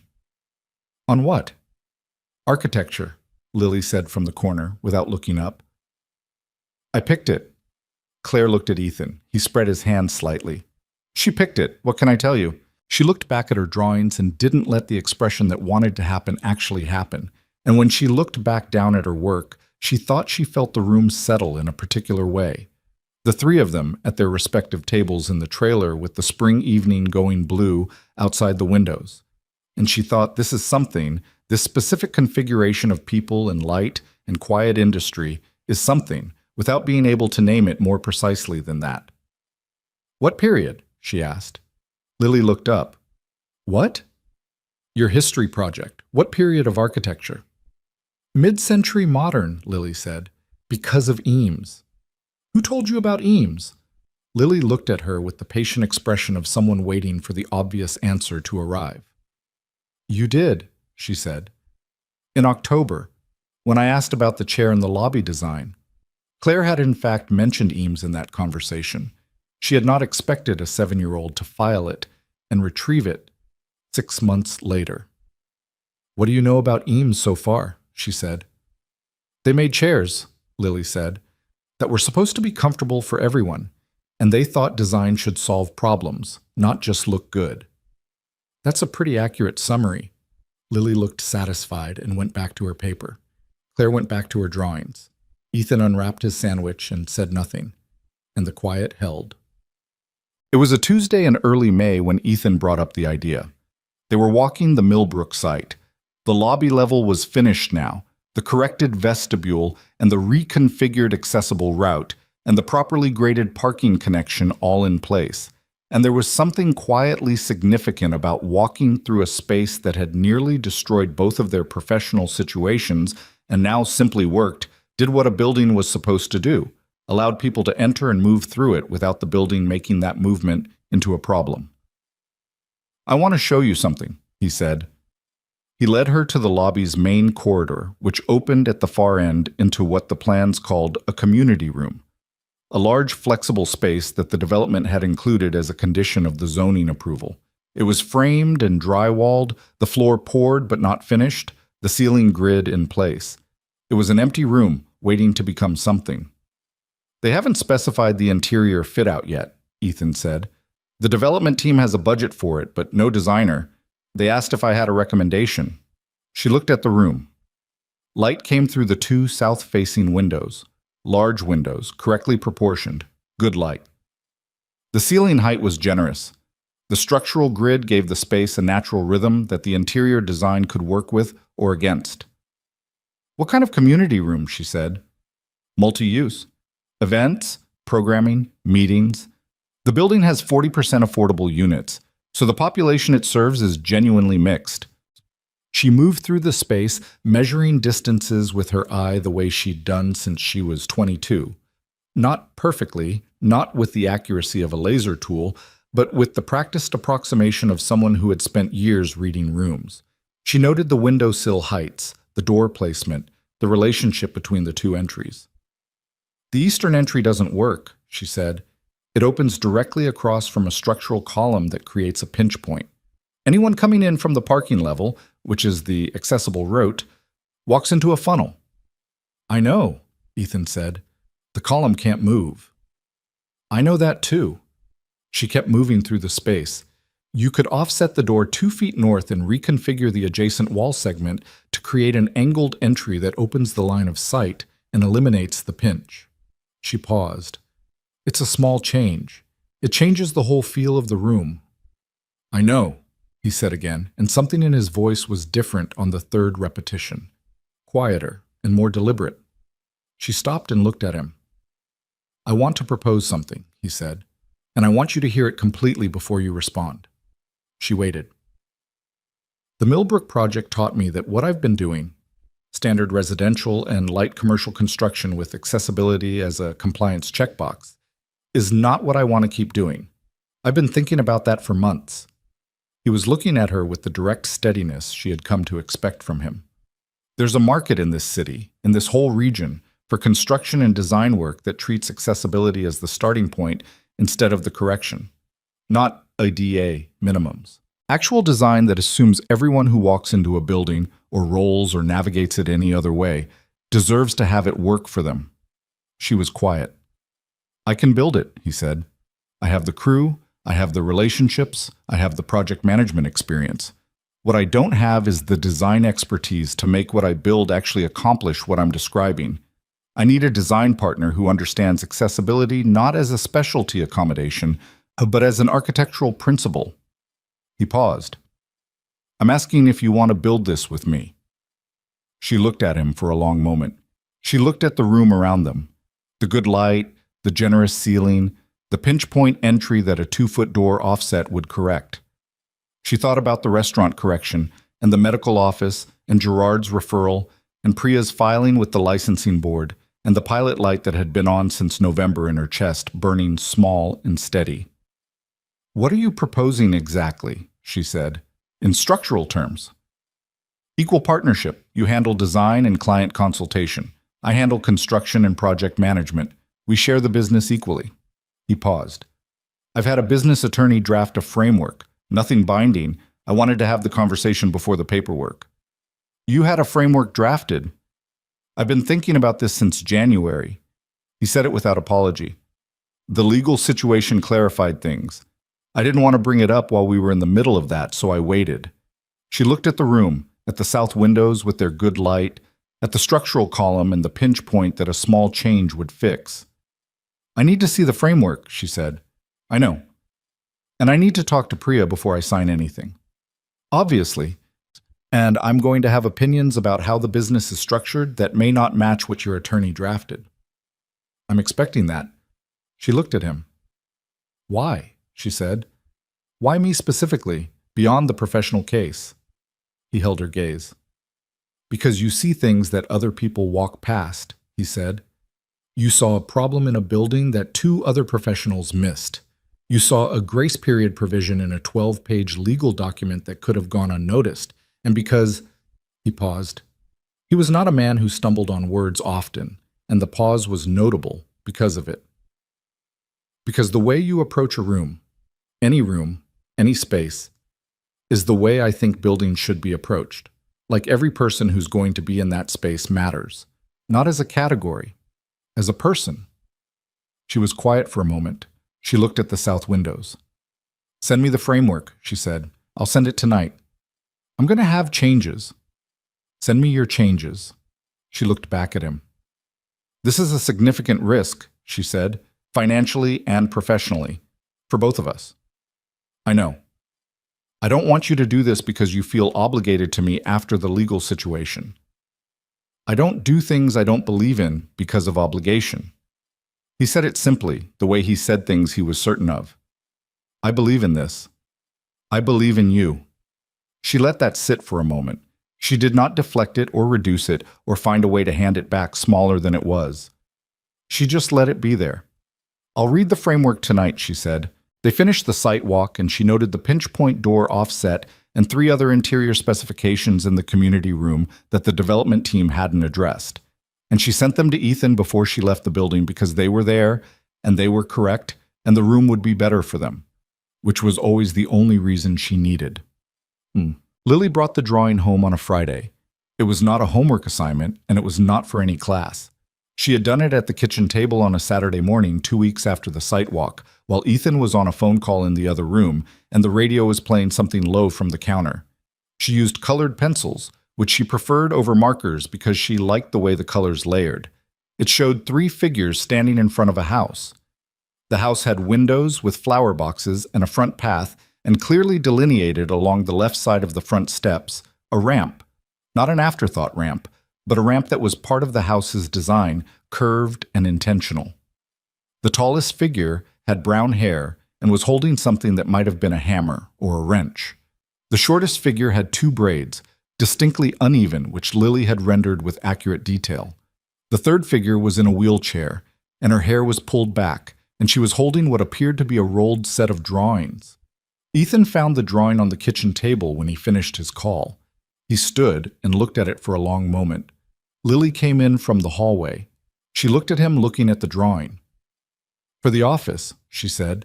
When you have the new office, Claire said there's going to be an office. You talked to Claire about the office? She told me you were thinking about it.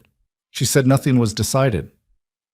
Lily picked up her pencil case and began putting pencils back in order by color. I made it for the wall, so the office looks like it belongs to people. Ethan looked at the 3 figures, the hammer, the braids, the rolled drawings, and the wheelchair, and the ramp that was part of the design, and not bolted on as an afterthought. Who are the people? He said, even though he knew. Lily gave him the look she reserved for questions whose answers were obvious. That's our family, she said, and went back to sorting her pencils.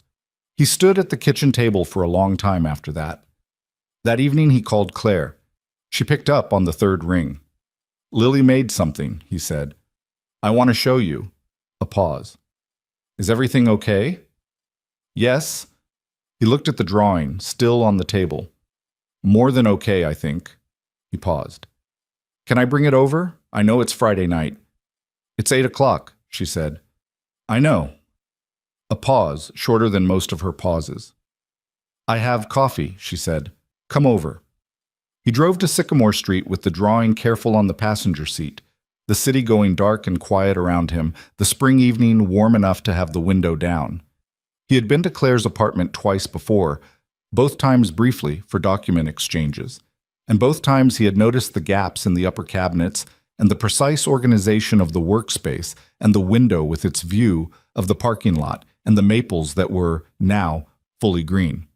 She opened the door, and he handed her the drawing without preamble. She held it. She looked at it for a long time, longer than he'd expected, which meant something. He watched her look at it and did not say anything. The ramp, she said finally. Her voice was not quite steady. She made it part of the house, he said, not an addition. Claire looked at the drawing for another moment. He could see something happening in her face, a slow, almost reluctant opening, like a window that had been painted shut and was being worked loose a little at a time, the paint cracking around the frame before it moved. She's going to be extraordinary, Claire said. She said it quietly, looking at the drawing. She already is. Claire looked up at him. The lamp in the apartment was warm, and the window behind her showed the parking lot and the green maples and the spring night, and she was holding a colored pencil drawing of 3 people in front of a house with a ramp that belonged there, and her face was doing something that she was not, for once, closing off. I read the framework, she said. I know you did. You sent me 14 comments. 11 of them were substantive. All 14 were right. He paused. What do you think? She looked at the drawing once more. She set it carefully on the table beside her, gently, the way you set down something you intend to keep. I think, she said, that we should build it. He let out a breath he hadn't entirely realized he was holding. Yeah? Yes. A pause. I have conditions. Tell me your conditions. Over coffee, she said. Sit down. He sat. She poured the coffee, both cups, without asking how he took his, because she knew by now, which was a small thing, but sat in his chest with a warmth that was not small at all. She set his cup in front of him and pulled her own close and looked at him across her kitchen table in her small, precise apartment with its parking lot view and its cabinet gaps and its evidence of a life that had been broken down and was being rebuilt into something different from what it had been before, but not lesser. First condition, she said. Go ahead, he said. She told him. Her first condition was that the company have a name that said exactly what it did, not something abstract, not a portmanteau of their surnames or a geographic reference or the kind of aspirational single-word brand that architectural firms used when they wanted to sound established before they were. Something that told a prospective client, in plain language, what they were walking into. Ethan had agreed to this immediately, which had surprised her slightly. She had prepared for a conversation about branding and market positioning and the way certain kinds of names signaled credibility to certain kinds of clients. He had just said, "You're right. What do you have in mind?" She had said she didn't have anything finalized yet. He had said to take her time. She had taken 3 days and come back with groundwork design plus build. He had looked at it for a moment. Groundwork, he said. The ground is where everything starts, she said. Site conditions, foundation, grade, and accessibility starts at the ground. The approach, the entry, the path from the outside world into the building. It's also the least glamorous part of construction and the most important part of design. I think it's honest. I think it's exactly right, he said. The second condition was harder. She had sat with it for almost a week before bringing it to the coffee table conversation, because it required her to say something she had been circling around for months without landing on, and she needed to land on it clearly if she was going to say it at all. Her second condition was that the company's mission be written down and held to, not as marketing language, as an actual internal standard against which they evaluated every project they took and every design decision they made. She wanted it stated simply, they built for everyone, not as a specialty, not as a niche, as a baseline assumption about what a building was for. Ethan had been quiet for a long moment after she said it. Then he said, I want to add something to that. What? That we don't take projects from clients who treat accessibility as a budget problem to minimize, he said. Not a moral position, a practical one. Those projects always cost more in the end because the corrections come after the construction, and the corrections are always worse than the original design. She had looked at him. That's also a moral position, she said. Maybe. He didn't argue with it. Does that work as a condition? Yes, she said. That works. The third condition was the one she almost didn't bring up. She sat with her coffee and looked at the window and the spring night outside it, and made herself say it anyway. Because she had spent too long not saying things that needed saying, and she was trying, actively and imperfectly, to stop. I need this to be mine as much as it's yours, she said. I know you're bringing the existing business infrastructure and the crew and the client relationships. I know the imbalance in starting position, but I need the partnership to be genuinely equal, and I need us to both understand that if it isn't, if it drifts into something where your name is on the outside and my expertise is on the inside, but the decisions are yours, I'll leave. He held her gaze. I understand, he said. I mean it. I know you mean it. He picked up his coffee. I want a partner, Claire, not a consultant with a better title. If I wanted a hierarchy, I'd hire someone. She looked at him for a moment. She believed him. That was the thing. She had been waiting across the whole conversation to find the place where she didn't believe him, and she hadn't found it. She had learned across the months of working with him that Ethan Brooks was not a man who said things he didn't mean in order to make a moment easier. He was capable of tact, but not of performance. It was one of the most useful things about him, and occasionally the most unsettling. "Okay," she said. "Okay." "I'm in," she said. "Send the framework to Priya. I'll have her coordinate with your attorney on the revisions." He set his coffee down. Something moved across his face that he didn't try to manage, a relief and a satisfaction, and something else that she didn't examine too directly. "Thank you," he said. "Don't thank me yet," she said. "Wait until we have our first client." He smiled at that, the real one, not the professional one.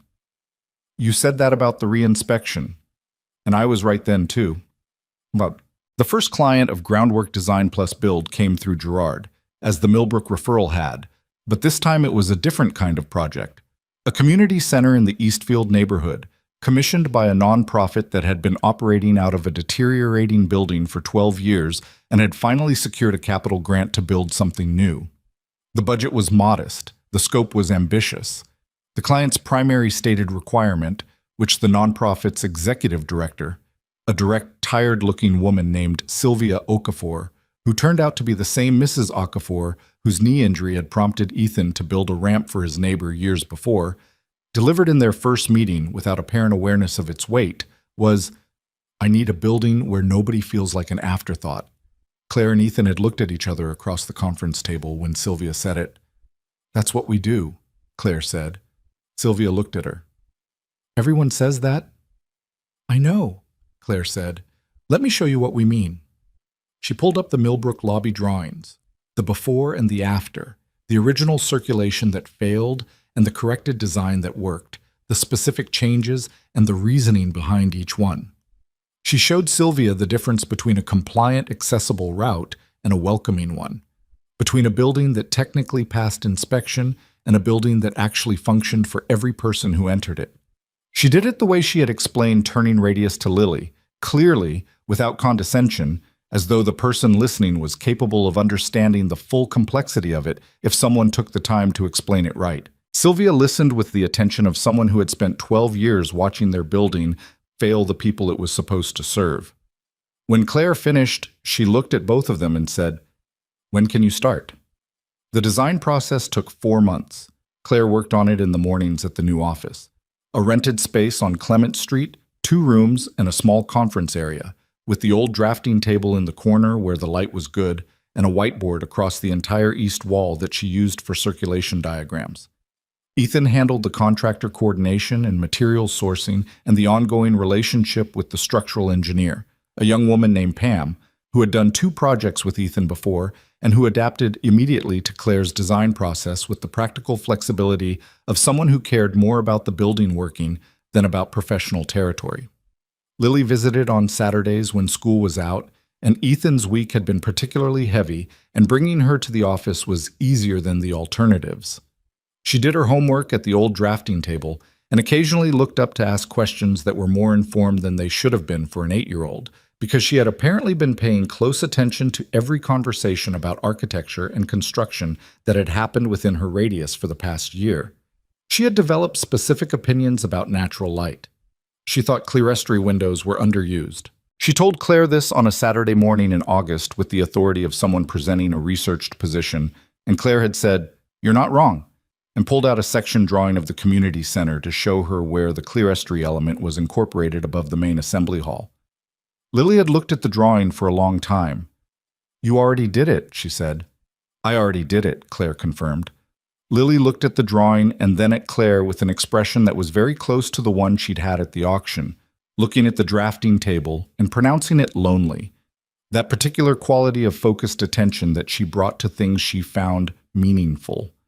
"Can I learn to draw like this?" she said. "Plans, I mean, not like art drawings." "That's a serious thing to learn." "I know." Lily was entirely serious. "Can you teach me?" Claire looked at her for a moment. 8 years old, sitting at the old drafting table with a section drawing in front of her, asking to be taught the thing that had organized Claire's entire professional life.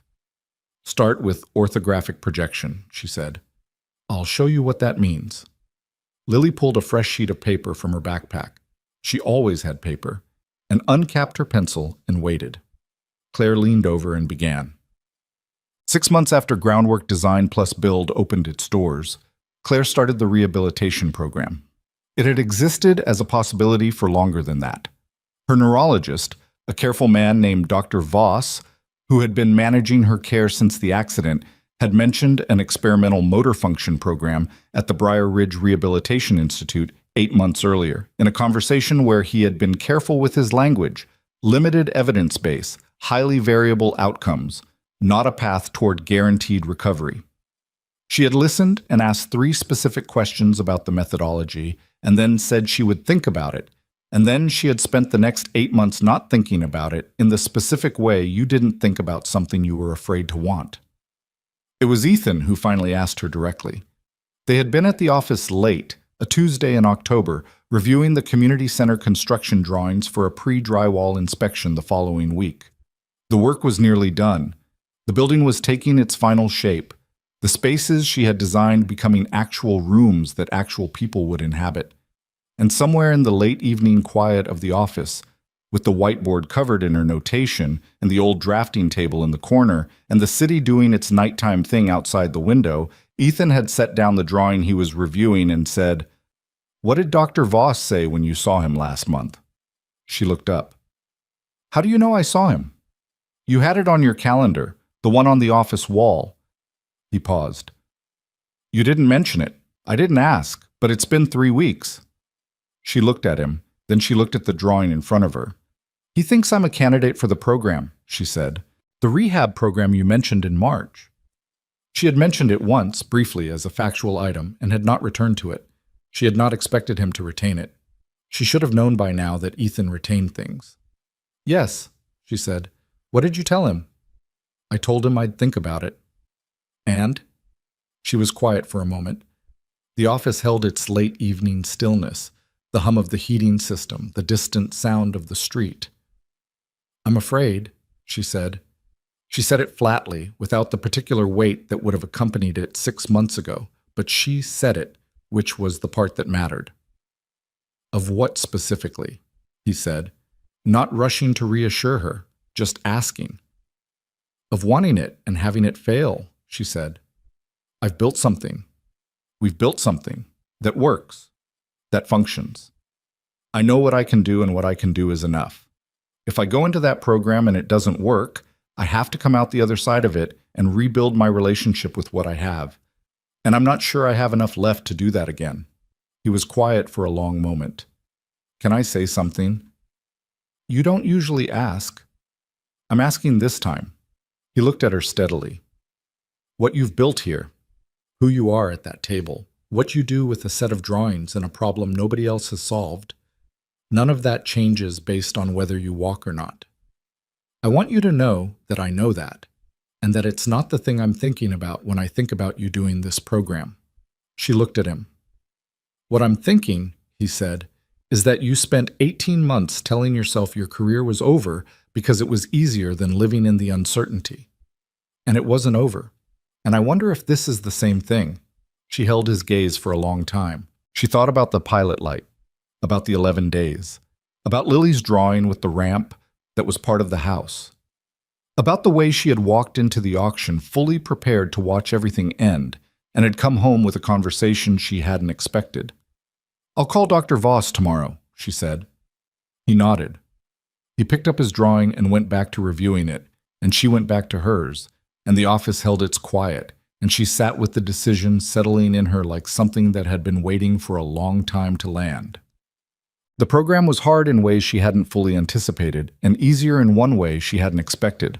The hard parts were physical, and they were also psychological, which she had understood intellectually and understood differently once she was inside the daily reality of it. The motor function work was slow and inconsistent, some days producing results that felt significant, and other days producing nothing.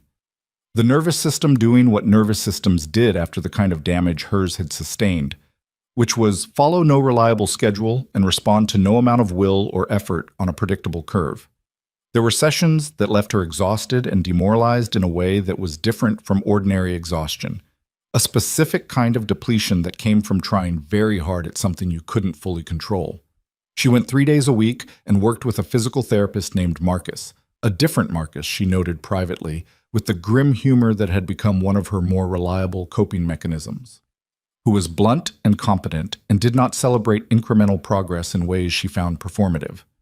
He noted it factually and moved to the next element of the session, which was exactly the approach she had asked him to take. The unexpected easier part was this. She had a life outside the program now, in a way she hadn't had a year ago. She went to the program, and the program was hard, and then she went to the office and did work she believed in. And she ate dinner at Ethan's house on Thursdays when the schedule allowed because Lily had decided Thursday was the logical day for this and had arranged it with a 7, now 8-year-old's blithe certainty that reasonable adults would accommodate a reasonable schedule. She worked on Lily's orthographic projection, and Lily worked with a patience for the technical that was unusual and a stubbornness about understanding it fully that was entirely unsurprising. She argued with Ethan about structural specifications for the second groundwork project, a small medical clinic in the western part of the city, and the argument was the genuine and practical kind that happened between people who were equally invested and equally certain, and it ended with a solution neither of them had started with, which was how their arguments generally ended. She was not okay every day. That was the thing she had learned to stop apologizing for internally across the previous year. She had bad weeks in the program, and she had days in the office where the work was harder than usual, and she had nights in the Sycamore Street apartment looking at the parking lot where the weight of everything was Dale Pritchard's daughter, the auction lawn, the conference room where Marcus had said operational continuity 4 times, settled on her in ways she couldn't reason her way out of. She had gotten better at sitting with those nights instead of fighting them. She had gotten better at knowing they were nights, not permanent conditions. She called Dana more regularly. She kept her therapy appointments instead of canceling them when the week got complicated. She was, imperfectly and inconsistently and without any of the resolution that the word healing implied, trying. The community center opened on a Saturday in November, 14 months after Sylvia Okafor had sat across a conference table and said she needed a building where nobody felt like an afterthought. Sylvia had wanted a ribbon cutting, and Ethan had said yes before Claire could weigh in, which she noted but did not contest because she understood now that some things needed ceremony even when ceremony was not her natural register. The ceremony was modest, a small crowd in the parking lot, a ribbon made from the same orange as the nonprofit's logo, a brief speech from Sylvia that was practical and genuine and did not overstate what the building was or what it would do. Then the doors opened and people went in. That was the part Claire had not prepared herself for adequately. She had been in the building dozens of times during construction. She had walked, rolled, every corridor, measured every threshold, reviewed every detail. She knew the building the way you knew something you had made.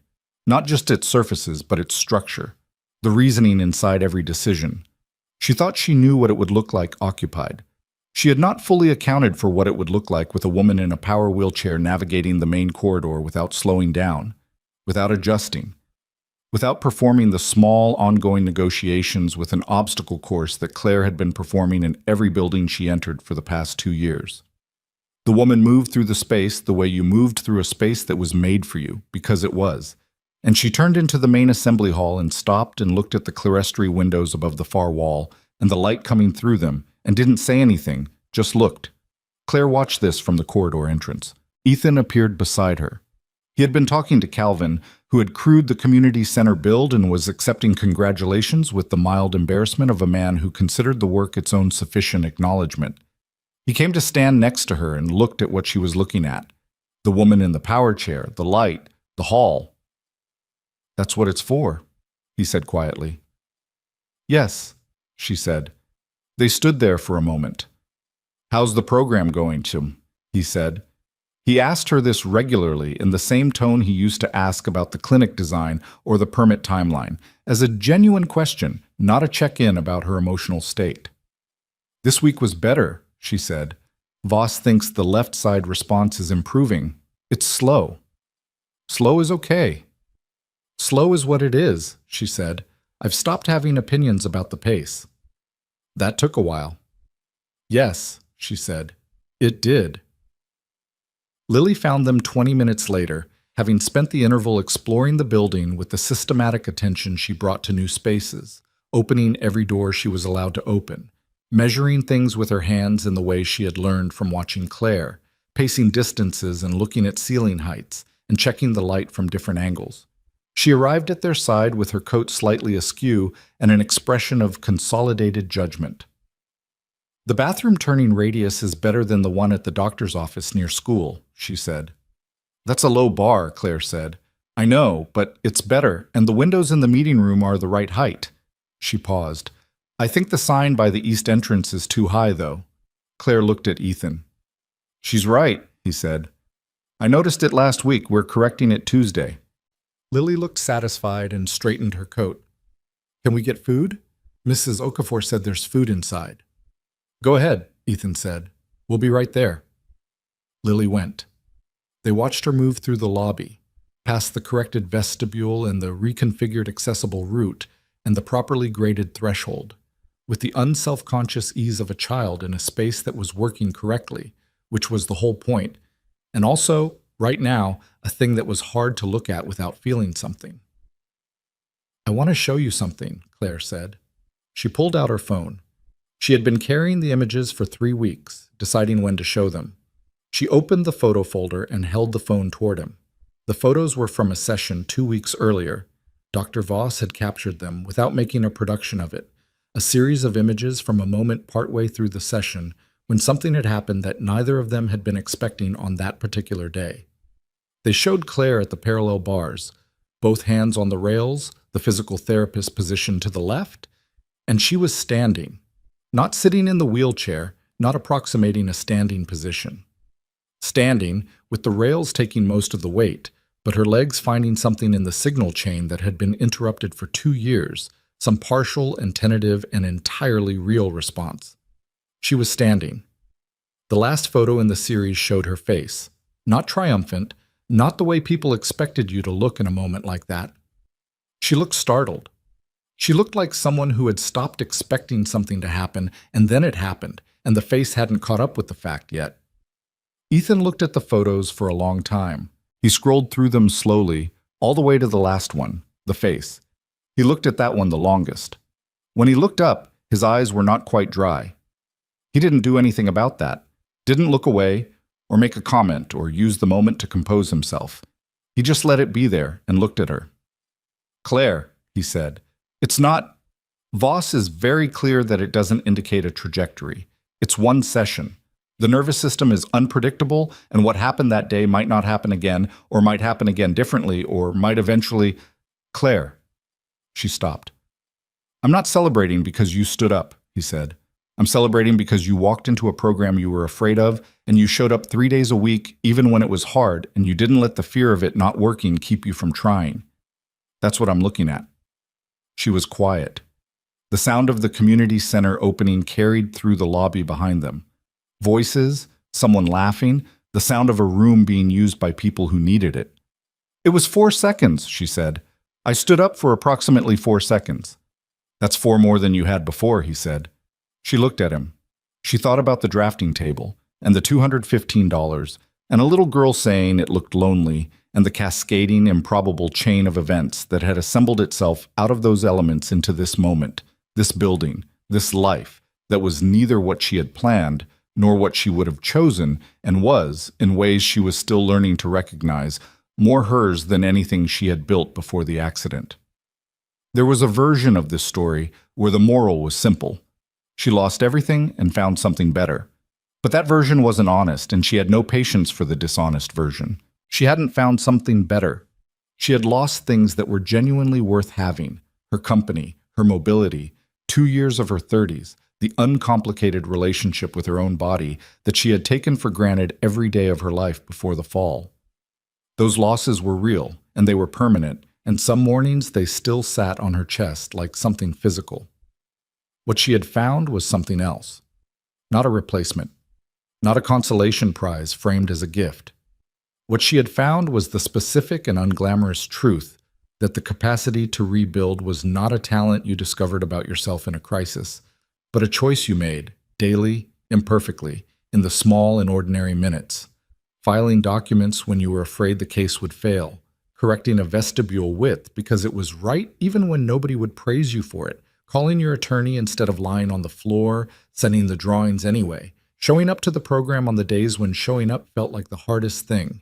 She had also found, which she had not expected and could not have planned for, that it was easier to make those choices when someone knew which dates mattered and showed up at 7:45 without being asked and didn't look at you differently when the ground shifted.